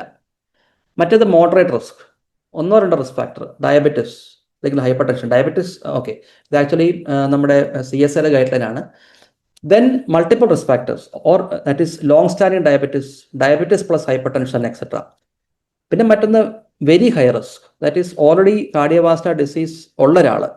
പിന്നെ ഒന്ന് extremely high risk, that is cardiovascular disease ഉണ്ട്, സ്റ്റാറ്റിൻസ് കഴിക്കുമ്പോഴും റിക്കറൻറ്റ് ഇവൻറ്റ്സ് വരുന്നു. അപ്പോൾ നമുക്ക് പ്രാക്ടിക്കലി ചെയ്യാൻ പറ്റുന്ന കാര്യം, നമുക്ക് ഈ പേഷ്യൻസിൻ്റെ എന്തുമാത്രം റിസ്ക് ഫാക്ടേഴ്സ് ഉണ്ടെന്ന് നോക്കുക. ഡയബറ്റിക് ആണോ, നമ്മൾ പണ്ടുപോലെ പറയാറുണ്ട്, അതായത് diabetes is all considered as a coronary artery disease equivalent. അപ്പോൾ ഡയബറ്റിസ് ഉണ്ടെങ്കിൽ that automatically puts the patient at a high risk. പിന്നെ multiple risk, that is hypertension, diabetes etcetera coming together. CKD again, strong family history, പിന്നെന്താണ് like പിന്നെ ബാക്കി കാര്യങ്ങൾ, smoking. So നമുക്ക് ബാക്കി എല്ലാം കൂടെ വെച്ചിട്ട് വേണം നമുക്ക് കാണാൻ. ഇത് ഏറ്റവും ഇമ്പോർട്ടൻറ്റ് എനിക്ക് തോന്നുന്നത് ഡയബറ്റിസ് ആയിരിക്കും. ഡയബറ്റിസ് ഉണ്ടെങ്കിൽ that puts the patient at A significant high risk. ഞാൻ ആ ക്വസ്റ്റ്യൻ ആൻസർ ചെയ്തോ അതോ കുറച്ചും കൂടെ ക്ലാരിറ്റി അങ്ങനെയാണോ ഉദ്ദേശിച്ചത്? അതായത് എനിക്ക് തോന്നുന്നു ആ സ്ലൈഡ് ക്ലിയർ ആണെന്ന് തോന്നുന്നു. അതായത് നമുക്ക് സ്കോർ കാൽക്കുലേറ്റ് ചെയ്യാതെ, അതെ അത് ആക്ച്വലി നമ്മുടെ നാട്ടിൽ റിസ്ക് സ്കോർ കാൽക്കുലേറ്റ് ചെയ്യാൻ വേണ്ടി ഒരു ഇന്ത്യൻ റിസ്ക് സ്കോർ ഇല്ല. അപ്പോൾ ഒന്ന് നമുക്ക് ഈ മറ്റേ ബാക്കിയുള്ള റിസ്ക് സ്കോർ ഉപയോഗിക്കുക, പക്ഷേ അത് പ്രാക്ടിക്കലി എപ്പോഴും പോസിബിൾ അല്ല. പിന്നെ നമുക്ക് ഒരു ജഡ്ജ്മെൻ്റ് ആണ്. അപ്പോൾ നമ്മൾ റിസ്ക് സ്കോർ കാൽക്കുലേറ്റ് ചെയ്യുന്നില്ലെങ്കിൽ നമ്മൾ ജഡ്ജ്മെൻറ്റ് യൂസ് ചെയ്യുക. അതിൻ്റെ ഏറ്റവും ഹൈ റിസ്ക് ആയിട്ട് നമുക്ക് നേരത്തെ ആൻജിയോപ്ലാസ്റ്റിയോ CABGയോ സ്ട്രോക്കോ വന്ന ഒരാളെ എടുക്കുക. അങ്ങനത്തെ ആളാണെങ്കിൽ LDLന്റെ കട്ട് ഓഫ് 55 ആയിരിക്കും. അതല്ലാണ്ട് ഹൈ റിസ്ക് ഡയബറ്റിസ് ആണ്, okay, the cut off is less than 70. or multiple risk factors, hypertension, CKD, okay, less than 70. A single risk factor ullu, maybe hypertension, well controlled, then probably you can have a target of 100. അങ്ങനെ ഒരു ഏകദേശം നമുക്ക് വേണമെങ്കിൽ മനസ്സിൽ ആലോചിക്കാം. അടുത്ത question, do statins cause high SGOT SGPT? Statin sometimes can cause high SGOT SGPT. Usually നമുക്കത് കുറയ്ക്കേണ്ട വരാറില്ല. ഒരു 3 ടൈംസിന് മുകളിൽ പോവുകയാണെങ്കിൽ നമുക്കൊരു ബേസ് ലൈൻ വാല്യൂ എടുക്കുന്ന എപ്പോഴും നല്ലതാണ് ബിഫോർ വി സ്റ്റാർട്ട് സ്റ്റാറ്റിൻ. അങ്ങനെ ആകുമ്പോൾ നമുക്ക് കൂടുകയാണെങ്കിൽ നമുക്ക് ഒരു പ്രീവിയസ് വാല്യൂ ആയിട്ട് നമുക്ക് കമ്പയർ ചെയ്യാൻ പറ്റും. ഒരു 3 ടൈംസ് ഒരു നോർമലിൻ്റെ മുകളിൽ പോവുകയാണെങ്കിൽ maybe it is preferable to stop and then wait, check for any other cause or wait till the OTPT comes down. മിക്കവാറും നമുക്കത് റീഇൻട്രൊഡ്യൂസ് ചെയ്യാൻ പറ്റും. പക്ഷേ 3 ടൈംസ് 4 ടൈംസിന് മുകളിൽ പോവുകയാണെങ്കിൽ it will be better to stop. പക്ഷേ വെരി ഓഫൺ നമ്മൾ കാണാറുണ്ട്, for example fatty liver patients, ഇവർക്ക് OTPT കൂടുതലായിരിക്കും. അപ്പം ഇവരുടെ ഈവൻ സ്റ്റാറ്റിൻ കൊടുത്താൽ ആക്ച്വലി പലപ്പോഴും കാണുന്നത് ഇവരുടെ OTPT പലപ്പോഴും കുറഞ്ഞു വരുന്നതാണ് കാണാറ്. അത് പക്ഷേ ഒരു ഗ്യാസ്ട്രോഎൻട്രോളജിസ്റ്റുമായിട്ട് ചേർന്ന് മാത്രമേ നമുക്ക് ചെയ്യാൻ പറ്റുള്ളൂ. If the doctor also feels that okay, this patient may benefit from cholesterol treatment which he feels that will help the fatty liver, we can try. But generally നമ്മൾ ചെയ്തത് OTPT കൂടുതലാണെങ്കിൽ നമ്മൾ സ്റ്റാർട്ട് ചെയ്യാറില്ല. സ്റ്റാർട്ട് ചെയ്തതിനു ശേഷം കൂടി 3 to 4 ടൈംസിൽ മുകളിൽ പോവുകയാണെങ്കിലും നമ്മൾ അത് സ്റ്റോപ്പ് ചെയ്യാറുണ്ട്. Thank you. അടുത്ത ക്വസ്റ്റ്യന് omega-3 ഫാറ്റി ആസിഡിന്റെ ട്രേഡ് നെയിം ആണ് ചോദിച്ചിരിക്കുന്നത്.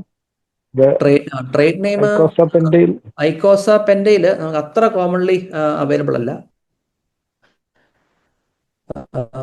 ഒരു മോളിക്യൂൾ നമ്മൾ യൂസ് ചെയ്യുന്നത് ഐക്കോസ് എന്ന് പറഞ്ഞ മോളിക്യൂൾ യൂസ് ചെയ്യാറുണ്ട്. ഐക്കോസ് എനിക്ക് തോന്നുന്നു ഇയർസിൻ്റെ ആണ് തോന്നുന്നു ഐക്കോസ്. പിന്നെ ട്രാൻസപ്പ, ഐക്കോസ് ട്രാൻസപ്പയാണ് നമ്മൾ സാധാരണ. ഐക്കോസ് വെരി അവൈലബിൾ ആണ്.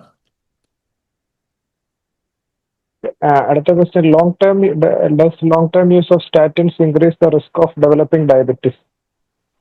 ആക്ച്വലി ഒരു വെരി സ്മോൾ ഡയബറ്റീസ് മാത്രമേ ഉള്ളൂ സ്റ്റാറ്റിൻസിൻ്റെ ഒരു സൈഡ് മീൻസ് ഒരു ലോങ് ടേം ആയിട്ട് ഒരു പ്രോബ്ലം ആയിട്ട് പറയുന്നത്. പക്ഷേ if you consider the risk benefit ratio, actually it's actually negligible. So we don't really need to bother. Of course patients concerned ആണ്. ഞങ്ങൾ ഒത്തിരി സ്റ്റാറ്റിൻസ് ഉപയോഗിക്കുന്നതുകൊണ്ട് പേഷ്യൻസ് ഡയബറ്റീസ് വരുമ്പോൾ പലപ്പോഴും നമ്മളെ മീൻസ് അട്രിബ്യൂട്ട് ചെയ്യാറുണ്ട്, ഡോക്ടറെ മരുന്ന് കഴിച്ചിട്ട് ഡയബറ്റീസ് വന്നു എന്ന് പറയാറുണ്ട്. പക്ഷേ actually if you consider the risk benefit ratio, നമ്മൾ അത് the patient requires A statin, we should give A statin. പക്ഷേ ശരിയാണ്, ദർസ് A small increase in the incidence of diabetes in those patients who are taking statins. Thank you. Another question, how to treat high LDL in a patient less than 35 years old with no comorbidities? High L D L എത്രയാണെന്നുള്ളതാണ്. For example ഇപ്പം 190 താഴെയാണെങ്കിൽ ഒരു comorbidity ഇല്ലെങ്കിൽ that പേഷ്യൻ്റെ risk വളരെ കുറവായിരിക്കും. അപ്പോൾ 190 താഴെയുള്ള ഒരു ലെസ് ദാൻ 190 ആണെന്നുണ്ടെങ്കിൽ നമുക്ക് ട്രീറ്റ് ചെയ്യേണ്ട കാര്യമില്ല.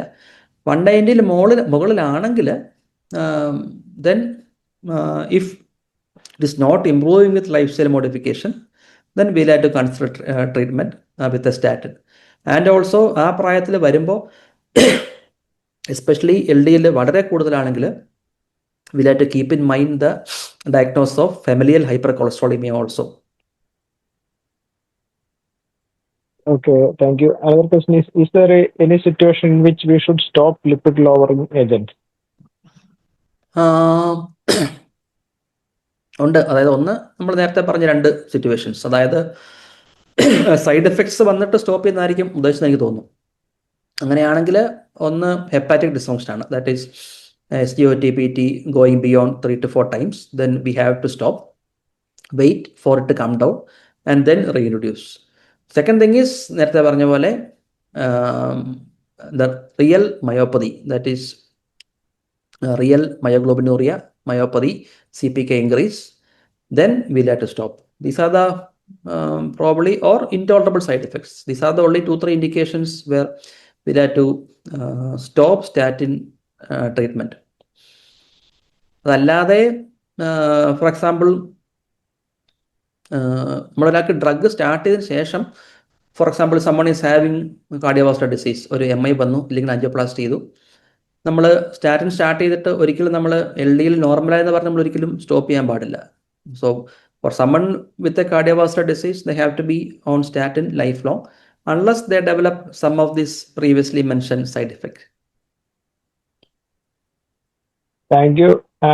Another question is absolute indication and justifiable indication for use of Evolocumab in Indian patients. അതെ, സത്യം പറഞ്ഞാൽ ഞാൻ വളരെ വളരെ വളരെ കുറച്ച്, even very very very rarely മാത്രമേ യൂസ് ചെയ്തിട്ടുള്ളൂ. എന്തുകൊണ്ടോ എനിക്കൊന്ന് ഒത്തിരി ഫാമിലി ഹൈപ്പർ കൊളസ്ട്രോളീമിയ അങ്ങനെ നമ്മളധികം ഞാൻ കണ്ടിട്ടില്ല. എൻ്റെ പല സുഹൃത്തുക്കളും അത് കൂടുതലായിട്ട് ഉപയോഗിച്ചിട്ടുണ്ട്. നമുക്ക് ഭയങ്കര ബുദ്ധിമുട്ടാണ് നമുക്ക് പേഷ്യൻറ്റിനെ, ഞാനിങ്ങനെ തന്നെ കാണുന്നത്, നമുക്ക് സ്റ്റാർട്ട് ചെയ്യാം, ഒരു ഫാഷന് വേണ്ടി നമുക്ക് വേണമെങ്കിൽ സ്റ്റാർട്ട് ചെയ്യാം. പക്ഷേ ഇതിൻ്റെയൊക്കെ ബെനിഫിറ്റ് എന്ന് പറഞ്ഞാൽ നമ്മൾ ലോങ് ടേം ആയിട്ട് എടുത്തെങ്കിൽ മാത്രമേ ബെനിഫിറ്റ് ഉള്ളൂ. നമ്മളിപ്പം ഒരു 6 മാസമോ അല്ലെങ്കിൽ 1 വർഷമോ ഒന്നും എടുത്തിട്ട് യാതൊരു കാര്യമില്ല. അപ്പോൾ വർഷങ്ങളോളം ഇത് എടുക്കാനുള്ള സാമ്പത്തിക സ്ഥിതിയുള്ള ഒരാൾക്ക് മാത്രമേ നമുക്ക് എവലോക്യുമാബ് കൊടുക്കാൻ പറ്റത്തുള്ളൂ. അപ്പം അങ്ങനെ നോക്കുമ്പോൾ ഞാൻ കൊടുത്തിട്ടുള്ള അല്ലെങ്കിൽ നമ്മൾക്ക് ജസ്റ്റിഫയബിളായിട്ട് നമുക്ക് മനസാക്ഷിക്കത്തില്ലാണ്ട് കൊടുക്കാൻ പറ്റുന്ന സിറ്റുവേഷൻസ്, ഒന്ന് ഡെഫിനറ്റ്ലി ഫെമിലിയൽ ഹൈപ്പർ കൊളസ്ട്രോളിമിയ. അതാണെങ്കിൽ it will only be control by giving evolocumab or inclisiran. നമ്മുടെ സ്റ്റാറ്റിനോ ബെംബഡോയിക് ആസിഡോ എസ്റ്റിമേബോ എന്ത് കൊടുത്താലും their LDL will still be high. കാര്യം അതിൻ്റെ പരിധിയുണ്ടല്ലോ. നമുക്കറിയാം LDL ഹൈ ഇൻറ്റൻസിറ്റി സ്റ്റാറ്റിൻ കൊടുത്താലും 50% മാക്സിമം കുറയത്തുള്ളൂ. അതിൻ്റെ കൂടെ എസ്റ്റിമേബ് ബെംബഡോയിക് ആസിഡ് കൊടുത്താലും മേ ബി 60% കുറയായിരിക്കും. Someone is having an LDL cholesterol of 250, still the LDL cholesterol will be above 150. അപ്പം അങ്ങനെ വരുമ്പോൾ that is one definite indication for giving PCSK9 inhibitor evolocumab or inclisiran. Second is documented cardiovascular disease ഉള്ള ഒരാൾക്ക്.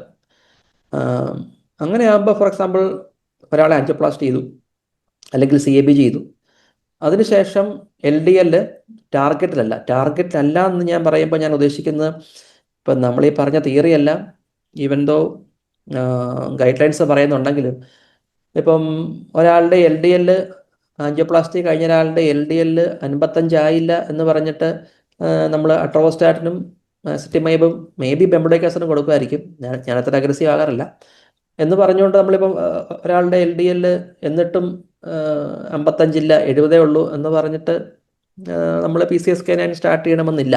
Theoretically വേണം, practically ഇല്ല. If it is still high, very high, പക്ഷേ real indication is familial hypercholesterolaemia. പിന്നെ കുറേ patients ഉണ്ട് angioplasty അല്ലെങ്കിൽ CABG അല്ലെങ്കിൽ MI സ്ട്രോക്ക് കഴിഞ്ഞിട്ട് സ്റ്റാറ്റിനും എസറ്റിമൈബും കഴിച്ചിട്ടും സിഗ്നിഫിക്കൻ്റ്ലി ഹൈ LDL ഉണ്ടെങ്കിൽ വി ക്യാൻ കൺസിഡർ. പ്രൈമറി പ്രിവെൻഷന് വേണ്ടി ഞാൻ other than familiar hypercholesterolaemia കൊടുത്തിട്ടേ ഇല്ല. അഡ്വാൻറ്റേജ് വൺസ് ഇൻ 6 months എടുത്താൽ മതി എന്നുള്ളതാണ്. Okay, thank you, James. Another question is, a lot of questions are coming. Can long-term use of statins precipitate hepatic malignancies or cirrhosis? അങ്ങനെ ഇതുവരെ കണ്ടുപിടിച്ചിട്ടില്ല. So far there has been no data showing that it will cause cirrhosis. In fact, it is safe. Hepatic dysfunction also, it has been safe. Only thing, we have to monitor. Suppose if the enzymes, the liver enzymes go beyond 3 times or 4 times, then we have to stop. Other than that, it has not been shown to cause cirrhosis. Thank you, James. Congratulatory messages ഒക്കെ ധാരാളം വരുന്നുണ്ട്. നമ്മുടെ Kottayam KGMI president നമ്മുടെ Preetha madam സ്പെഷ്യലായിട്ട് ജെയിംസിനെ അഭിനന്ദിച്ചിട്ടുണ്ട്. ജെയിംസിനെ പേഴ്സണലായിട്ട് അറിയാൻ തോന്നുന്നു. തീർച്ചയായിട്ടും പ്രീത മാഡത്തെ പണ്ട് മുതലേ അറിയാം. പ്രീത മാഡമായിട്ട് പല രീതിയിലുള്ള ഒത്തിരി മാഡത്തിന്റെ ഫാമിലിയും എല്ലാം നമുക്കറിയാം. പിന്നെ ഞങ്ങളുടെ നാടാണല്ലോ പാമ്പാടി, കോട്ടയം, അങ്ങനെ മാഡമായിട്ട് വർഷങ്ങളായിട്ടുള്ള പരിചയമുണ്ട്. മാഡം KGMI പ്രസിഡന്റും ആണല്ലോ അല്ലേ? മാഡം KGMI പ്രസിഡന്റ് ആണ് കോട്ടയം. കണ്ടേ ഉള്ളൂ. Good evening. Thank you so much. Okay, ഒരു ക്വസ്റ്റ്യനോട് ഇനിയും ക്വസ്റ്റ്യൻസ് ഉണ്ട്. Seen prescription of alternate day statin, is there any rational? Is it possible to stop statins once the cholesterol level becomes normal? അത് രണ്ട് ഭാഗമുണ്ട്. ഒന്ന്, ഓൾട്ടർനേറ്റ് ഡേ സ്റ്റാറ്റിന് റാഷണൽ ഉണ്ടോ എന്ന് ചോദിച്ചാൽ പൂർണ്ണമായിട്ടും തള്ളിക്കളയാൻ പറ്റുകയില്ല. കാരണം ഇപ്പോൾ ഫോർ എക്സാമ്പിൾ ചിലർക്ക് നമ്മൾ കൊടുക്കാറുണ്ട് ഈ സ്റ്റാറ്റിൻ അസോസിയേറ്റഡ് മയോപ്പതി ഉള്ള ആൾക്കാർക്ക്.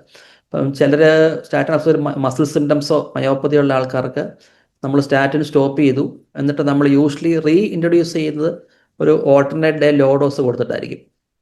അപ്പോൾ അതിനുശേഷം നമ്മൾ പിന്നെ ഹൈക്ക് ചെയ്യുമ്പോൾ ചിലപ്പോൾ ഡെയിലി കൊടുക്കുമ്പോൾ ചിലപ്പോൾ അത് വീണ്ടും സിംറ്റം വരാം. അങ്ങനെയുള്ള ആൾക്കാർക്ക് നമ്മൾ ഓൾട്ടർനേറ്റ് ഡേ കൊടുക്കാറുണ്ട്. So something is better than nothing എന്നുള്ളൊരു ഒരു കാഴ്ചപ്പാടിൽ അത് കണ്ടിന്യൂ ചെയ്യാറുണ്ട്. അല്ലാതെ നമ്മൾ പലപ്പോഴും കാണാറുണ്ട്. അതായത് ചിലപ്പോൾ ഡോക്ടേഴ്സ് പറയാറുണ്ട് നിങ്ങളുടെ കൊളസ്ട്രോൾ ഇത്രയല്ലേ കുഴപ്പമുള്ളൂ, മീൻസ് ഇത്രയല്ലേ കൂടുതലുള്ളൂ, 1-2 കഴിച്ചാലും മതി എന്ന് പറയാറുണ്ട്. That is not actually acceptable. The only indication for giving alternate day statin is if you are having significant side effects. അല്ലെങ്കിൽ അത് ഡെയിലി തന്നെ കണ്ടിന്യൂ ചെയ്യണം. രണ്ടാമത്തെ ക്വസ്റ്റ്യൻ, സ്റ്റോപ്പ് ചെയ്യാൻ പറ്റുമെന്ന്. Actually once you start, especially if someone ഒരു cardiovascular disease ഉള്ള ഒരാളാണെങ്കിൽ ഡെഫിനറ്റ്ലി നമ്മളത് കണ്ടിന്യൂ ചെയ്യണം. There is no point in stopping. നമ്മൾ സ്റ്റാർട്ട് ചെയ്യുന്ന ഇൻഡിക്കേഷൻ സ്ട്രോങ് ആണെങ്കിൽ നമ്മൾ സ്റ്റോപ്പ് ചെയ്യേണ്ട കാര്യമില്ല, വി ലെറ്റ് കണ്ടിന്യൂ. കാര്യം സ്റ്റാറ്റിൻ്റെ ഒരു ബെനിഫിറ്റ് അങ്ങനെയാണല്ലോ. Another question is there any role for vitamin D deficiency correction in treating dyslipidemia?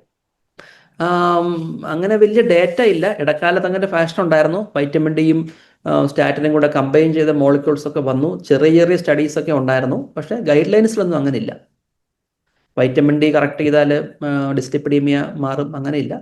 പിന്നെ രണ്ടും യൂസ്ഫുൾ ആണല്ലോ. വൈറ്റമിൻ ഡി ഡിഫിഷ്യൻസി ഉണ്ടെങ്കിൽ അത് കറക്റ്റ് ചെയ്യണം, പക്ഷെ ഒരു ഡയറക്റ്റ് ഇൻട്രാക്ഷൻ ഇല്ല. സ്റ്റാറ്റിൻ ഇൻഡ്യൂസ്ഡ് മയോപ്പതി പ്രിവെന്റ് ചെയ്യുന്നതിന് എന്തെങ്കിലും റോൾ ഉണ്ടോ? സ്റ്റാറ്റിൻ ഇൻഡ്യൂസ്ഡ് മയോപ്പതിക്ക് അതും ഡെഫിനറ്റ് അല്ല. സ്റ്റാറ്റിൻ ഇൻഡ്യൂസ്ഡ് മയോപ്പതിക്ക് ഒത്തിരി ട്രീറ്റ്മെന്റ് പറയാറുണ്ട്. കോയൻസൈം ഗ്യൂ, നമ്മുടെ വൈറ്റമിൻ ഇ, വൈറ്റമിൻ ഡി, അങ്ങനെ കുറേ ട്രീറ്റ്മെന്റ് പറയാറുണ്ട്. ഒന്നും അങ്ങനെ സയന്റിഫിക്കലി പ്രൂവഡ് ഒന്നുമല്ല. അനക്ടോട്ടൽ റിപ്പോർട്ട്സും കേസ് സ്റ്റഡീസും ചെറിയ സീരീസുകളും ഉണ്ട്. പലപ്പോഴും ചിലപ്പോഴൊക്കെ പ്രയോജനം കിട്ടാറുമുണ്ട് വൈറ്റമിൻ ഡി. വൈറ്റമിൻ ഡി നമ്മൾ സ്റ്റാർട്ട് ചെയ്യുന്നത്. അപ്പം മസിൽ സിംറ്റംസ് ഉണ്ടെങ്കിൽ വൈറ്റമിൻ ഡി ചെക്ക് ചെയ്യുന്നത് എന്തുകൊണ്ടും നല്ലതായിരിക്കും.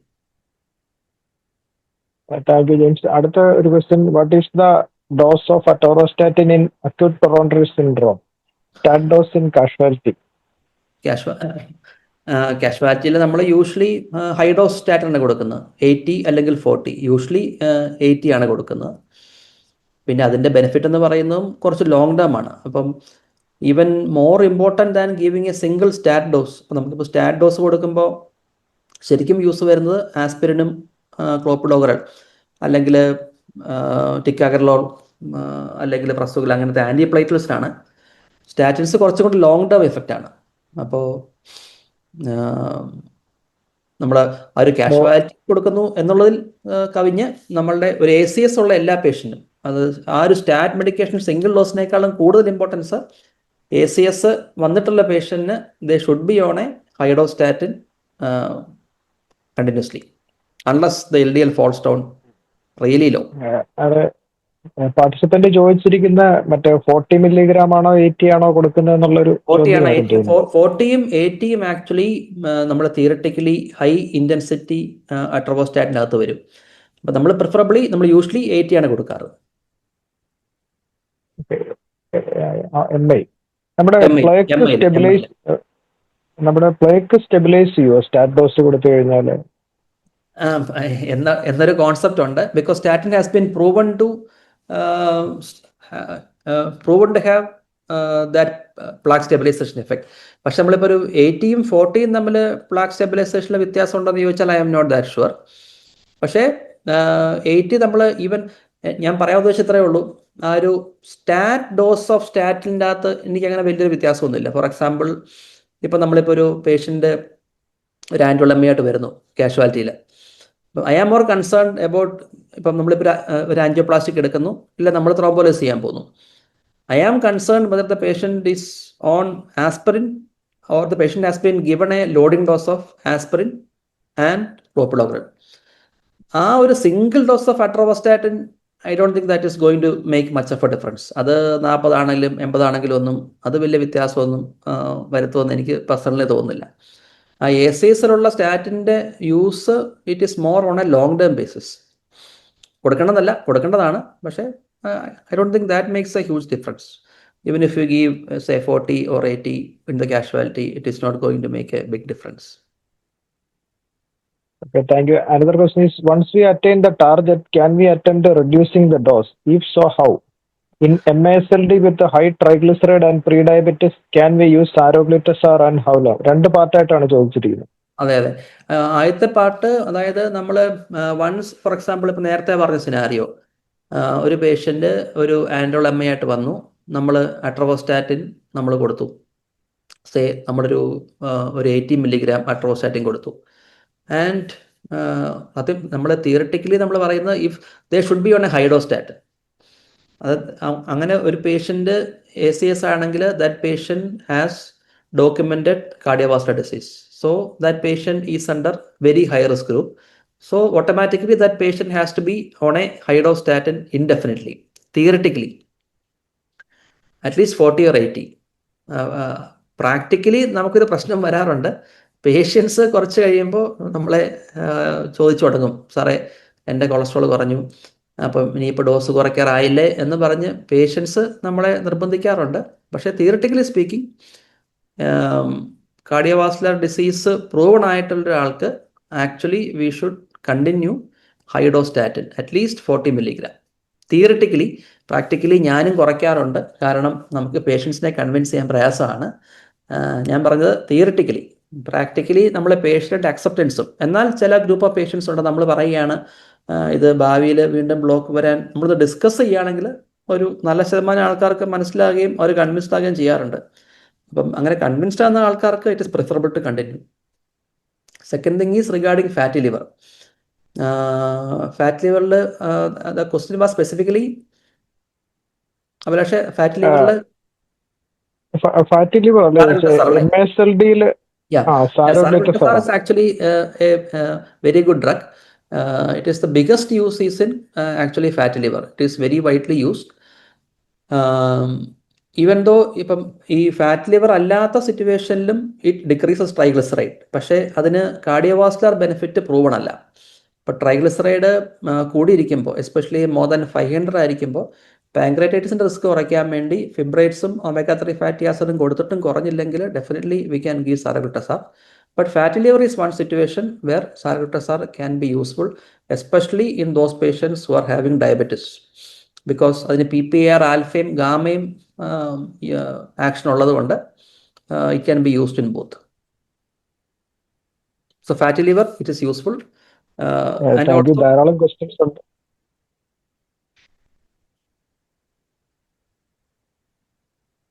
ഹലോ ജെയിംസ്, കണ്ടിന്യൂ ചെയ്തോ, കുഴപ്പമില്ല. ഹലോ അഭിലാഷ്, ഞാൻ പറഞ്ഞത് ഫാറ്റി ലിവർ ഉണ്ടെങ്കിൽ and high triglycerides definitely saroglitazar is useful. Okay. Another question is, which is better, atorvastatin or rosuvastatin? അങ്ങനെ നമുക്ക് ഹെഡ് ടു ഹെഡ് കമ്പാരിസൺ ഒന്നും ഇല്ല. ബേസിക്കലി ഒരു അട്രോവാസ്റ്റാറ്റിൻ്റെ ഓൾമോസ്റ്റ് ഡബിൾ അല്ലെങ്കിലും ഓൾമോസ്റ്റ് ഡബിൾ പൊട്ടൻസിയാണുള്ളത്. അപ്പോൾ what you have to remember is that 10 milligram of atorvastatin is, even though not fully equivalent, maybe almost equivalent to തിരിച്ച്, അതായത് 20 milligram atorvastatin may be equivalent to around 10 milligram of rosuvastatin, almost. Or 40 mg of atorvastatin is equivalent to say 20 mg of rosuvastatin. അതല്ലാതെ may be കുറച്ചുകൂടെ ഒരു triglyceride lowering effect പലപ്പോഴും റോസുവാസ്റ്റാറ്റിന് കാണാറുണ്ടെന്ന് പറയപ്പെടാറുണ്ട്. അങ്ങനെ കുറച്ച് final points ഒക്കെ ഉള്ളൂ. അല്ലാതെ there is no big difference, അല്ലെങ്കിൽ there is nothing to one is better than the other എന്ന് പറയാനായിട്ട് കാര്യങ്ങൾ കുറവാണ്. Another question is, there is any role for atorvastatin 5 milligram? 5 milligram basically അതൊരു ലോ ഇൻറ്റൻസിറ്റി ആണ്, അപ്പം നമുക്കതിന് വലിയ റോളില്ല. പക്ഷെ പലപ്പോഴും കൊടുക്കേണ്ട വരാറുണ്ട്. ഫോർ എക്സാമ്പിൾ, ഒരു statin associated muscle symptoms, myopathy, അങ്ങനെ ആൾക്കാർക്ക് നമ്മൾ സ്റ്റോപ്പ് ചെയ്തിട്ട് നമ്മൾ റീ ഇൻട്രൊഡ്യൂസ് ചെയ്യുമ്പോൾ നമ്മൾ we have to start at a very low dose. അപ്പോൾ ആ സിറ്റുവേഷൻസിൽ നമ്മൾ യൂസ് ചെയ്യാറുണ്ട്. പിന്നെ പേഷ്യൻസിന് ഒരു ഹയർ ഡോസ് കഴിക്കാൻ വില്ലിങ് ഡെഫിനറ്റ്ലി, പക്ഷെ തിയററ്റിക്കലി വലിയ ഇൻഡിക്കേഷൻ ഇല്ല.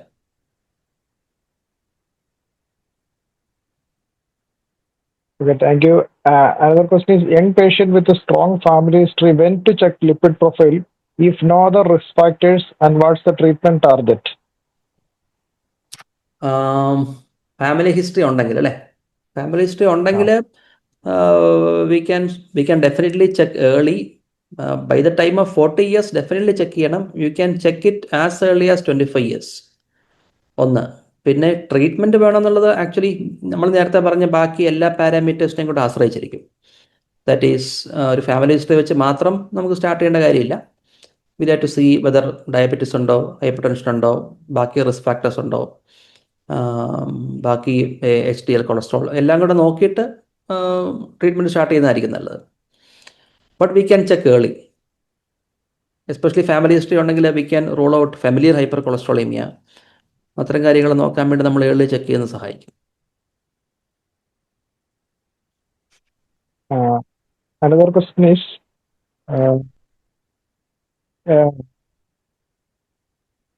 less than 40 year, no other comorbidities. If LDL is 160 and above, can we start him on statin? If once started, can it be stopped? Will there be rebound increase and levels if stopped? അഭിലാഷേ, ഒന്നുകൂടെ പറയാം. 40 വയസ്സ്, LDL 160. 40 വയസ്സുള്ള ഒരാള് LDL 160, നമുക്ക് statin തുടങ്ങാമോ? ഇനി തുടങ്ങിക്കഴിഞ്ഞാൽ അത് നിർത്താൻ പറ്റുമോ? നിർത്തിക്കഴിഞ്ഞാൽ ഓക്കെ റീബൗണ്ട് ഇൻക്രീസ് ഉണ്ടാകുമോ? ഓക്കെ ഓക്കെ 40 ഇയേഴ്സിൽ എൽ ഡി എൽ 160 അപ്പോൾ നമുക്ക് ബാക്കി എല്ലാ കാര്യങ്ങളും വേണമല്ലോ. അപ്പോൾ നമുക്ക് ഫോർ എക്സാമ്പിൾ നമ്മൾ ബാക്കി റിസ്ക് ഫാക്ടേഴ്സ് കൊണ്ട് നോക്കിയിട്ട് വേണം നമുക്ക് സ്റ്റാർട്ട് ചെയ്യാൻ. ഒരു റിസ്ക് ഫാക്ടറും ഇല്ലെങ്കിൽ ഈ പേഷ്യൻ്റ് ഒരു ലോ റിസ്ക് ഗ്രൂപ്പിലേ വരത്തുള്ളൂ. അങ്ങനെയാണെങ്കിൽ പലപ്പോഴും സ്റ്റാർട്ട് ചെയ്യേണ്ടി വരാറില്ല. പക്ഷേ മറ്റ് റിസ്ക് ഫാക്ടർ ഉണ്ടെങ്കിൽ ഇപ്പം നമ്മൾ ആദ്യം ഡിസ്കസ് ചെയ്ത കേസിലാണെങ്കിലും അവരുടെ എൽ ഡി 160യേക്കാളും കുറവാണല്ലോ.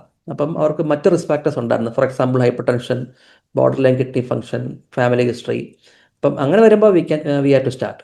അപ്പം ഞാൻ നേരത്തെ പറഞ്ഞ പോലെ ആ ഒരു സ്റ്റാറ്റിൻ തുടങ്ങണോ വേണ്ടേ എന്നുള്ളത് ആക്ച്വലി ആ ഒരു എൽ ഡി എല്ലിൻ്റെ അബ്സൊല്യൂട്ട് വാല്യൂവിനേക്കാളും മോർ ഇമ്പോർട്ടൻ്റ് നമ്മളുടെ ആ പേഷ്യൻ്റെ റിസ്ക് ഫാക്ടേഴ്സ് ആയിരിക്കും rather than the L D L value മാത്രമല്ല. അതായിരുന്നു ഒന്നുള്ളത്. രണ്ട്, സ്റ്റോപ്പ് ചെയ്ത് കഴിഞ്ഞാൽ റീബൗണ്ട് വരത്തില്ല. റീബൗണ്ട് വരും, നേരത്തെ ഉള്ള ലെവലിലോട്ട് പോകും. ഇപ്പോൾ ചിലർ ചോദിക്കാറുണ്ട്, സാറേ മരുന്ന് തുടങ്ങിയാൽ നിർത്താൻ നിർത്തിക്കഴിഞ്ഞാൽ പ്രശ്നമാകുമോ?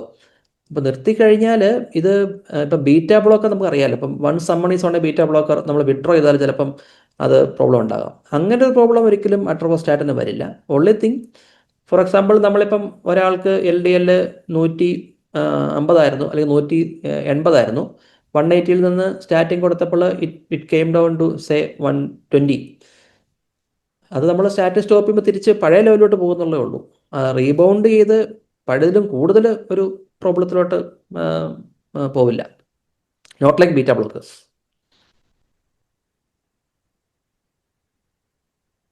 Okay.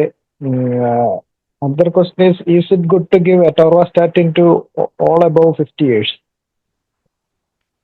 ഇല്ലില്ല, അങ്ങനെ ഇൻഡിക്കേഷൻ ഇല്ല. ഓൾ അബവ് 50 ഇയേഴ്സ് ഇല്ല. അവിടെ നമ്മൾ നേരത്തെ പറഞ്ഞ പോലെ നമ്മൾ പേഷ്യൻ്റ് റിസ്ട്രാറ്റിഫൈ ചെയ്തിട്ട് diabetes, hyper tension, CKD, HDL, non HDL അങ്ങനെ എല്ലാം കൂടെ നോക്കിയിട്ട് മാത്രം സ്റ്റാർട്ട് ചെയ്താൽ മതി. എബോവ് 50 ഇയേഴ്സ് അങ്ങനെ ഇൻഡിക്കേഷൻ ഇല്ല. ഇപ്പൊ എനിക്ക് തോന്നുന്ന സഡൻ കാർഡിയാക് ഡെത്ത് ഒക്കെ കണ്ട് പേടിച്ചിട്ടായിരിക്കും തോന്നുന്നു. ഓക്കെ. പലരും ചോദിക്കാറുണ്ട് ആസ്പിരിൻ കൊടുക്കാൻ പറ്റുമോ സ്റ്റാർട്ടിങ്. ആക്ച്വലി തിയറട്ടിക്കലി ഇൻഡിക്കേഷൻ ഇല്ല. നമ്മളെപ്പോഴും എനിക്ക് തോന്നുന്നു ഒരു എല്ലാം കൂടെ കോംപ്രിഹെൻസീവ് ആയിട്ട് നോക്കിയിട്ട്. പിന്നെ നേരത്തെ പറഞ്ഞ ഇപ്പം നമുക്കിപ്പം നമ്മുടെ OPയിൽ ഫോർ എക്സാമ്പിൾ എനിക്കറിയാം, നിങ്ങൾ KGMO എന്ന് പറയുമ്പോൾ എനിക്കറിയാം എന്തുമാത്രം തിരക്കുള്ള OPകളിലാണ് നിങ്ങൾ വർക്ക് ചെയ്യുന്നുള്ള കാര്യം. നമ്മളാണെങ്കിലും അങ്ങനെയാണ്.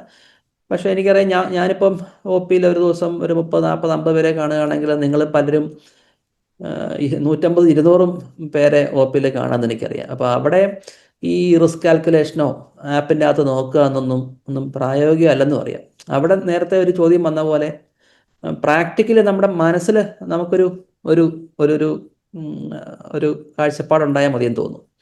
ഒരിക്കലും നമുക്ക് എസ്പെഷ്യലി ഒരു PHCയിലോ അല്ലെങ്കിൽ ഒരു കമ്മ്യൂണിറ്റി ഹെൽത്ത് സെൻ്ററിലോ ഒന്ന് ഇരുന്നിട്ട് ഈ റിസ്ക് നോക്കുക എന്നൊക്കെ നമുക്ക് തിയറി പറയാമെങ്കിലും പ്രാക്ടിക്കലി പറ്റത്തില്ല. പക്ഷേ നമുക്കറിയാമല്ലോ, ഒരു പേഷ്യനെ കാണുമ്പോൾ ഡയബറ്റീസ് ഉണ്ട്, hypertension, okay, automatically that patient falls in high risk. അപ്പം അങ്ങനെ ഒരു കാഴ്ചപ്പാടിൽ ട്രീറ്റ് ചെയ്യുന്നതായിരിക്കും നല്ലത് തോന്നുന്നു.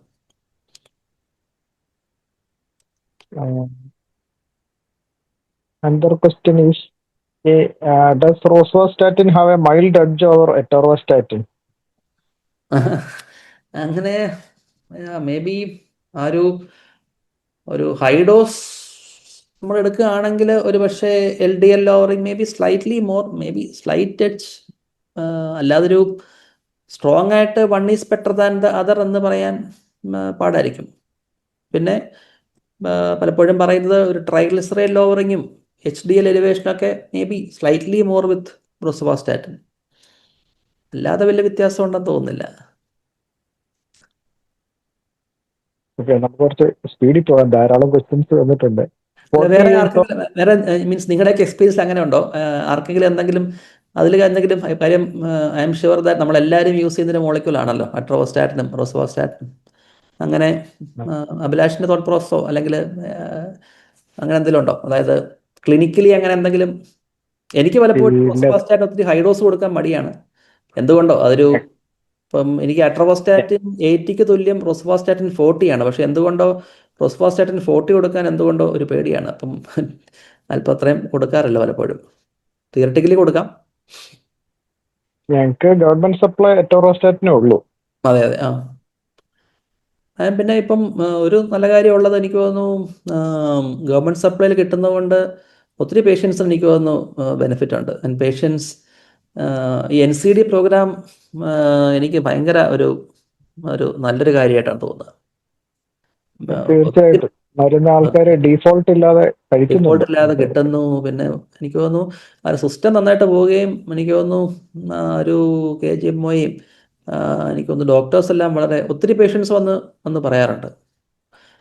പലരും പറയുന്ന ഇതാണ്, ഡോക്ടർമാർ പറഞ്ഞു അല്ലെങ്കിൽ അവിടുത്തെ സ്റ്റാഫ് പറഞ്ഞു നിങ്ങളിങ്ങി വന്നാൽ മതി, ഞങ്ങൾ മരുന്ന് തരാം എന്ന് പറഞ്ഞ് അവരെ മോട്ടിവേറ്റ് ചെയ്ത് അവരെ പലപ്പോഴും ബുക്കുമായിട്ട് വരാറുണ്ട്. എനിക്ക് തോന്നുന്നു അത് ഭയങ്കര ഒരു ഇമ്പാക്റ്റ് ഉണ്ടാക്കുന്നുണ്ട് നമ്മുടെ ഒരു കാർഡിയോവാസ്കുലർ. നമ്മൾ ഈ തിയറി പറയുന്ന പോലെ അല്ലല്ലോ. ഇപ്പോൾ തിയറി പറഞ്ഞ് നമ്മൾ ഹൈഡോസ്റ്റാറ്റിൻ 80-40 എന്നൊക്കെ പറഞ്ഞ് കൊടുക്കുന്നതിനേക്കാളും ഒത്തിരി ഒരു പോപ്പുലേഷൻ ബേസ്ഡ് ആയിട്ട്, കമ്മ്യൂണിറ്റി ബേസ്ഡ് ആയിട്ട് അതിനേക്കാളൊക്കെ പ്രയോജനം കിട്ടുന്ന ഒരു പ്രോഗ്രാമാണെന്ന് തോന്നുന്നു ഈ NCD പ്രോഗ്രാം. പിന്നെ നമ്മൾ പലപ്പോഴും കാണുന്നത് ഈ കഴിക്കുന്ന സ്റ്റാറ്റിനൊന്നും അത്ര മോശം സ്റ്റാറ്റിനായിട്ട് എനിക്ക് തോന്നുന്നില്ല. എനിക്കറിയില്ല, എന്നെക്കാളും കൂടുതൽ നിങ്ങളായിരിക്കും കാണുന്നത്.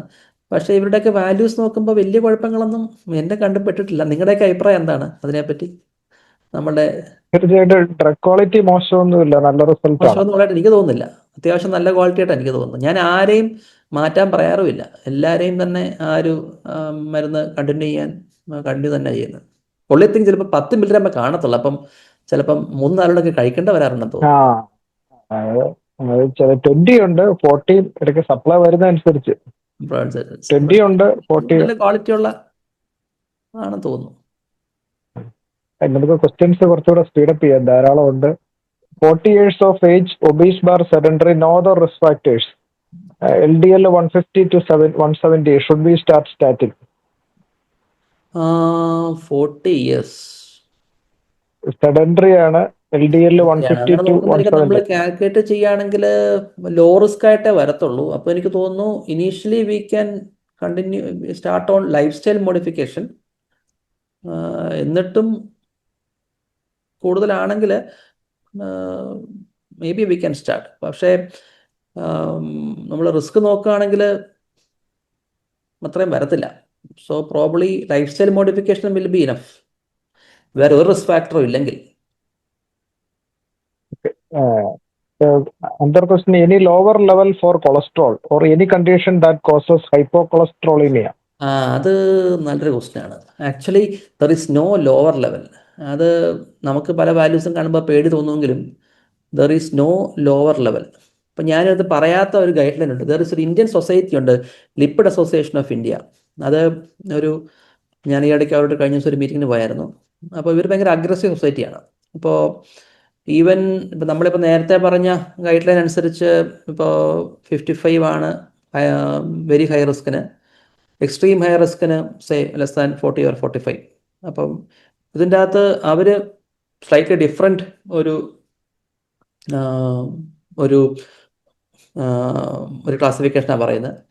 അവരുടെ ഹൈ റിസ്ക് എന്താ 3 ഡിവൈഡ് ചെയ്തിട്ടുണ്ട്. അതിൻ്റെ അകത്ത് ഈ ഡ്രഗ് കഴിച്ചുകൊണ്ടിരിക്കുമ്പോഴും വീണ്ടും ഇവൻ്റ് വരുന്ന ഒരാൾക്കാർക്ക് very high risk class type C അങ്ങനെ എന്തോ ഒരു പേരില്ല. അപ്പം അതിന് അവർ ഈവൻ ലെസ് ദാൻ 25 എന്നൊക്കെയാണ് അവരുടെ ഒരു സജസ്റ്റ് ചെയ്യുന്നത്. അതിന് ഡേറ്റയൊന്നുമില്ല, അവരുടെ ഒരു കൺസെൻസസ് ഒപ്പീനിയനാണ്. അപ്പം അങ്ങനെയുള്ള ആൾക്കാർക്ക് പ്രശ്നങ്ങളൊന്നും കാണുന്നില്ല. പിന്നെ നേരത്തെ പറഞ്ഞ പോലെ ഈ PCSK9 കുറേ ട്രയൽസ് ഉണ്ട്, ഫൊറിയർ ട്രയൽ അങ്ങനത്തെ കുറച്ച് ട്രയൽസ് ഉണ്ട്. അപ്പോൾ അതിൻ്റെ അകത്ത് ആക്ച്വലി ഈ PCSK9 കൊടുക്കുമ്പോൾ actually if you combine PCSK9 with statin ഒത്തിരി LDL കുറയാം. അപ്പം അങ്ങനെ ഈവൻ 10, 15, 20 ഒക്കെ LDL പലപ്പോഴും കാണാറുണ്ട്. ഈവൻ സിംഗിൾ ഡിജിറ്റ് LDL വരെ ഞാൻ കണ്ടിട്ടില്ല, പക്ഷേ ആൾക്കാർ പറയാറുണ്ട്. അപ്പോൾ അതിനും even that has not been shown to cause any side effect theoretically. ഇനിയും നമ്മൾ പലപ്പോഴും പറയാറുണ്ട് കൊളസ്ട്രോൾ നമുക്ക് വേണ്ടതാണല്ലോ ഫോർ മൾട്ടിപ്പിൾ ബോഡി ഫങ്ഷൻസ് എന്ന് പറയാറുണ്ടെങ്കിലും so far it has not a low beyond this value, lowering cholesterol beyond this value or below this value is harmful എന്ന് ഇതുവരെ അങ്ങനെ ഒട്ടും പ്രൂവൺ അല്ല. മീൻസ് അങ്ങനെ ഒരു ഇന്നതിൽ താഴാൻ പാടില്ല എന്നില്ല. ലോവർ ദ ബെറ്റർ എന്നാണ് പറയുന്നത്. Okay, thank you. Another question is, any increased incidence of dementia with the use of dementia statins? അങ്ങനൊരു കൺസേൺ പറയാറുണ്ട്. പക്ഷേ അത് ഒത്തിരി ഓർഗനൈസേഷൻസ്, ഈ ന്യൂറോളജിക്കൽ ഓർഗനൈസേഷൻ സ്റ്റഡീസ് വന്നിട്ടുണ്ട്. മറ്റേ NLA, ലിപ്പിഡ് അസോസിയേഷൻ, ഇന്ത്യയുടെ അല്ല, NLAയുടെ ഉണ്ട്. ഒരിടത്തും ഡിമെൻഷ്യയുമായിട്ട് യാതൊരു ഒരു റിലേഷനും സ്റ്റാറ്റിൻ ഇല്ലെന്നാണ് സോഫാർ ഉള്ളൊരു ഒരു ഒരു ഒരു consensus.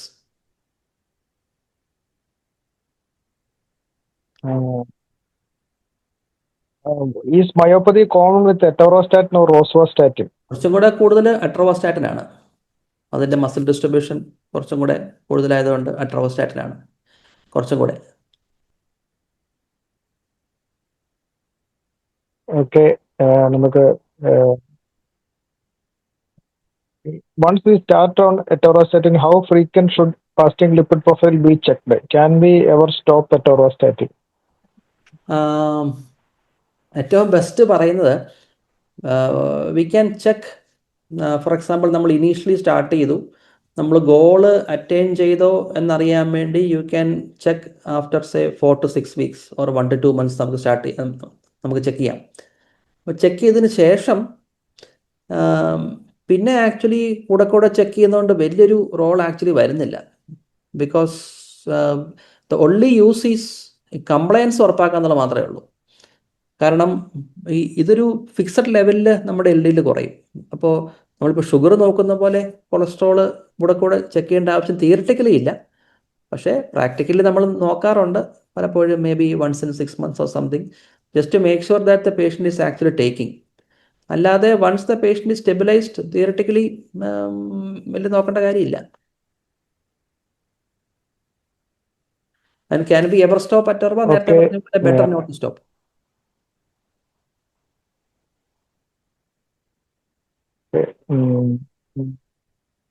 So, any adverse reaction between alcohol intake and statin?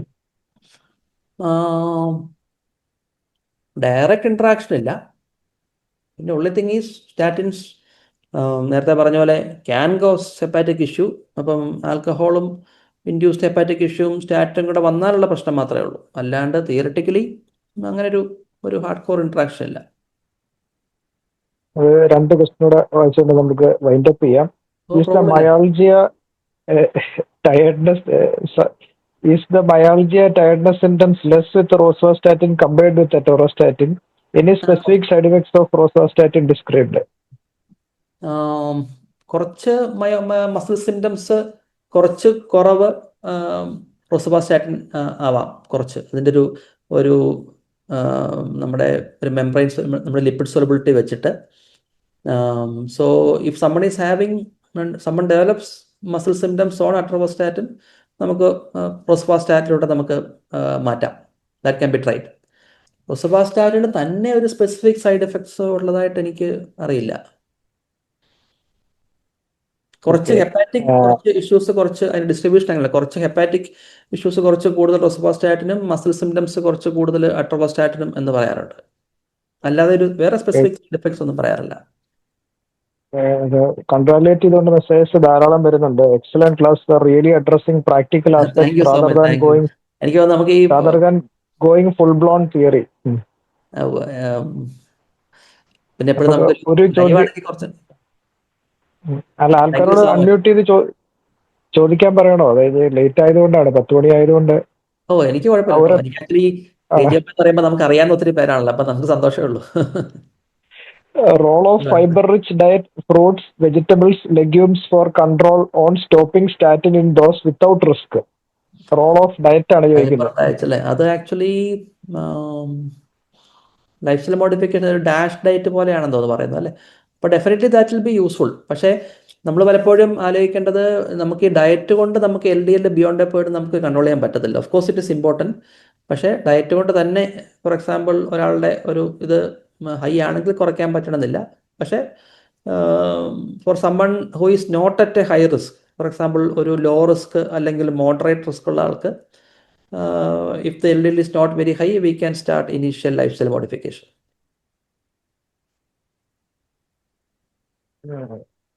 പാർട്ടിസിപ്പൻസിനോട് unmute ചെയ്ത് ചോദിക്കാൻ പറയണം. നമുക്ക് ക്വസ്റ്റ്യൻസ് ഏതായാലും നേരത്തെ ചോദിച്ചതുമായിട്ട് ബന്ധപ്പെട്ട ഓ പിന്നെന്താ, ചോദ്യം ഒരു കുഴപ്പമില്ല, വരും. എല്ലാം നമ്മുടെ ആൾക്കാരല്ലേ. പാർട്ടിസിപ്പൻസിനെ അൺമ്യൂട്ട് ചെയ്ത് ചോദിക്കണമെന്നുണ്ടെങ്കിൽ തീർച്ചയായിട്ടും ചോദിക്കാം.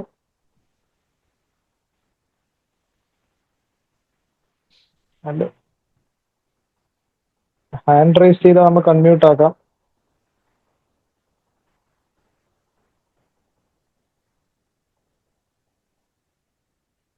ആരും ഹാൻഡ് റൈസ് ചെയ്തില്ലെന്ന് തോന്നുന്നു. എല്ലാവരും പരമാവധി ചാറ്റിൽ ടൈപ്പ് ചെയ്ത് ചോദിച്ചെന്ന് തോന്നുന്നു. ഇത് നിങ്ങളുടെ ഈ പ്രോഗ്രാം ഇതെങ്ങനെയാണ്, ഇടയ്ക്കിടയ്ക്ക് നിങ്ങൾ ഇത് ഓൾ കേരള ആണോ? നിങ്ങള് ഓൾ കേരളയാണ്. നമുക്കിന്ന് 156 പാർട്ടിസിപ്പൻസ് ഉണ്ടായിരുന്നു. ഓ അതിൽ ഇപ്പോഴും 85 ആൾക്കാർ റിമെയിൻ ചെയ്യുന്നുണ്ട്. 148 150 അടുത്ത് കണ്ടിന്യൂസ് ആയിട്ട് ക്ലാസ് തീരുന്ന നമ്പർ അറ്റൻഡ് ചെയ്തായിരുന്നു. Okay, all Kerala. ഓക്കെ, ഒത്തിരി നല്ലൊരു ഇനീഷ്യേറ്റീവ് ആണ്. ഹാൻഡ് റൈസ് ചെയ്താൽ മതി, അൺമ്യൂട്ട് ചെയ്യാം കേട്ടോ. കൈപൊക്കിയാൽ അൺമ്യൂട്ട് ചെയ്യും. ഒരൊറ്റ ചോദ്യം കൂടെ ചോദിച്ചിട്ടുണ്ട്, ഈ atorva to be taken at night. അത് മസ്റ്റൊന്നുമല്ല, പക്ഷേ നമ്മൾ പണ്ട് പറയുന്നത് നമ്മുടെ HMG കോയിൻസേമേ നമ്മുടെ ആ പാത്വേ കൂടുതലും ആക്റ്റീവ് നൈറ്റിലാണ് എന്നാണ് വെപ്പ്. അത് കാരണമാണ് നമ്മൾ സ്റ്റാറ്റിൻസ് വൈകിട്ട് മീൻസ് രാത്രി കൊടുക്കുന്നത്. So may be giving at night may have an edge.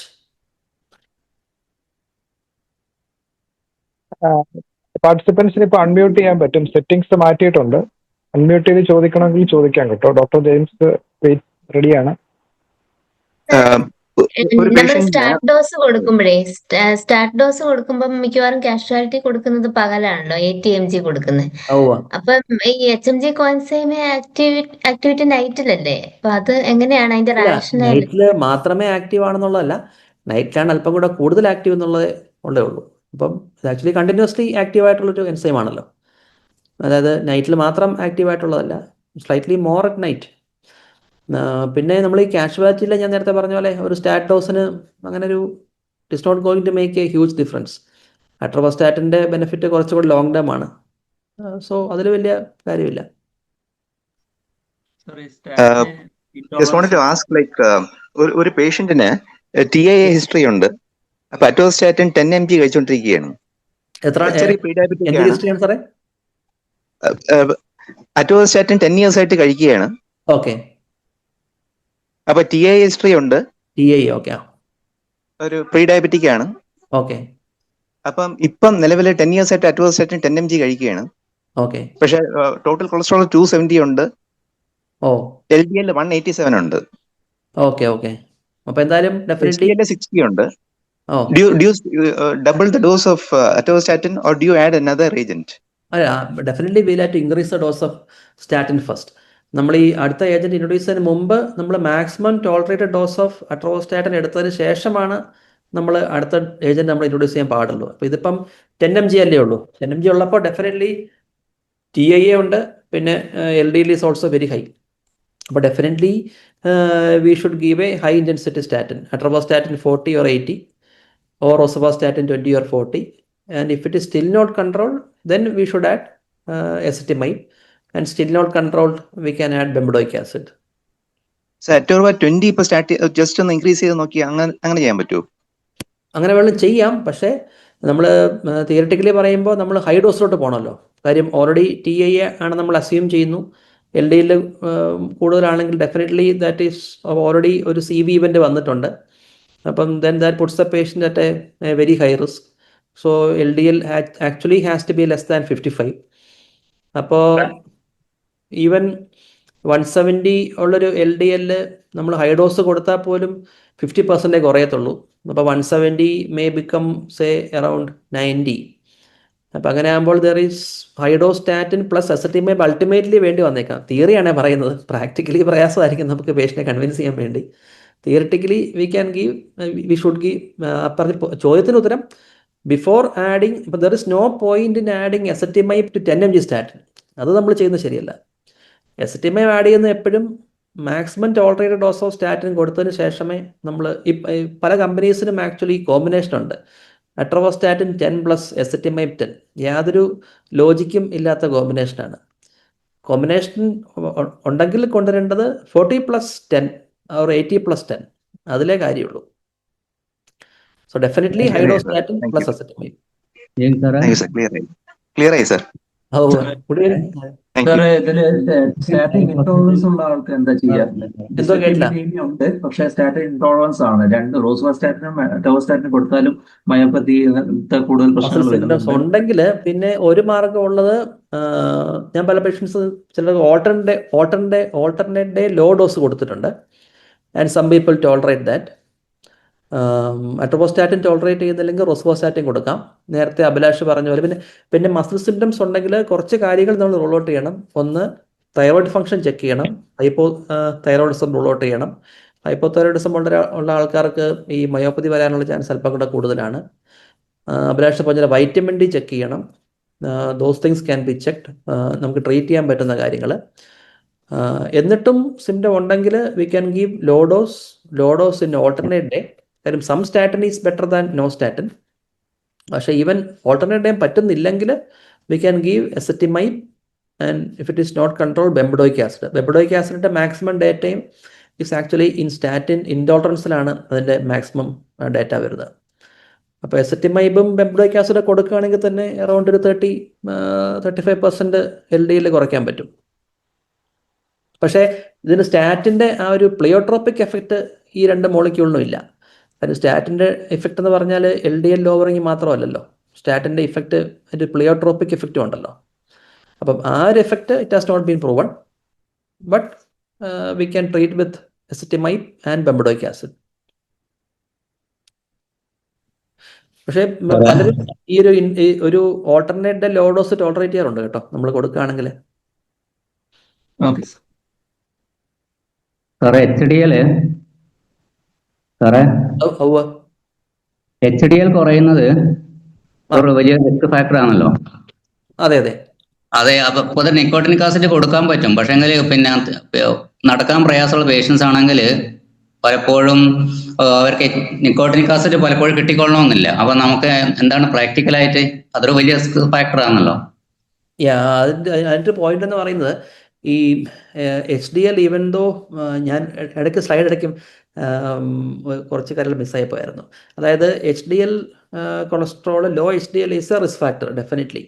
പക്ഷേ ഈ HDL ഇൻക്രീസിങ് തെറാപ്പീസിനൊന്നും CV റിസ്ക് കുറയ്ക്കുന്ന ഡേറ്റ ആക്ച്വലി ഇല്ല. അതായത് ലോ HDL ഒരു ഹൈ റിസ്ക് ഫാക്ടറാണ്. പക്ഷേ ഈ തെറപ്യൂട്ടിക്കലി HDL കൂട്ടുന്നത് കൊണ്ട് പേഷ്യന്റിന് ബെനിഫിറ്റ് ഉണ്ടെന്ന് ഇതുവരെ സ്റ്റഡീസ് ഒന്നും പ്രൂവൺ അല്ല. അപ്പോൾ നമുക്ക് പ്രാക്ടിക്കൽ ഇന്റർവെൻഷൻ എങ്ങനെ പറ്റും? പ്രാക്ടിക്കലി ഇന്റർവെൻഷൻ ചെയ്യേണ്ട ആവശ്യമില്ല. അല്ലെങ്കിൽ പിന്നെ സ്റ്റാറ്റിൻസ് കൊടുക്കാം. Statins will increase HDL. അതായത് സ്റ്റാറ്റിൻസ് HDL കൂട്ടും. നമ്മുടെ PCSK-നെയും കുറച്ച് കൂട്ടാം. അപ്പം അങ്ങനത്തെ കുറച്ച് പ്രൈസ് വരാം. രണ്ട് സ്പെസിഫിക് HDL ഇൻക്രീസിങ് ഡ്രഗ്സ് കൊണ്ട് കാർഡിയോവാസ്കുലർ ഔട്ട്കം കുറയും എന്ന് ഡേറ്റയൊന്നുമില്ല. നിക്കോട്ടിക് ആസിഡ് പലപ്പോഴും അവൈലബിൾ അല്ല, ഭയങ്കര സൈഡ് എഫക്റ്റുമാണ്. ജെയിംസ്, രണ്ട് ചോദ്യം കൂടെ വന്നിട്ടുണ്ട്. Aspirin clopidogrel when to be given, preferably night or noon? അങ്ങനെ യാതൊരുമില്ല. നമ്മൾ ഈ ആസ്പിരിൻ ഉച്ചയ്ക്ക് കൊടുക്കുന്നതിന്റെ മെയിൻ റീസൺ ഒരു ഗ്യാസ്ട്രിക് സൈഡ് എഫക്ട്സ് കുറയ്ക്കാൻ വേണ്ടി നമ്മൾ ഉച്ചയ്ക്ക് കൊടുക്കുന്നതേ ഉള്ളൂ. പലപ്പോഴും അത് കൗണ്ടർ പ്രൊഡക്റ്റീവ് ആണ്. കാരണം പല പേഷ്യൻസ് മറന്നു പോകാറുണ്ട്. അപ്പോൾ അതുകൊണ്ട് ആസ്പിരിൻ ക്ലോപ്പിഡിൽ വൈകിട്ട് കൊടുക്കുന്നതിന് പ്രോബ്ലം ഒന്നുമില്ല. ഓക്കെ, ഒരു ജസ്റ്റ് റിപ്പീറ്റഡ് ആയിട്ട് ചോദിക്കുന്നു. Even after stopping atorvastatin for 5 days, LDL remain decreased. Any role for alternate day atorva? അതായത് even after stopping atorvastatin for 5 days, okay, 5 days stop ചെയ്താലും LDL അല്പം കുറഞ്ഞ് നിന്നേക്കാം. അത് പ്രോബ്ലം ഇല്ല. ഓക്കെ, ആ പേഷ്യന്റിന് ഓൾട്ടർനേറ്റ് കൊടുക്കാൻ ഇല്ല. അങ്ങനെ ആക്ച്വലി നമുക്ക് കൊടുക്കേണ്ട കാര്യമില്ല. You should give LDL, statin daily ഉള്ളി. ഓൾട്ടർനേറ്റ് ഡേ കൊടുക്കാൻ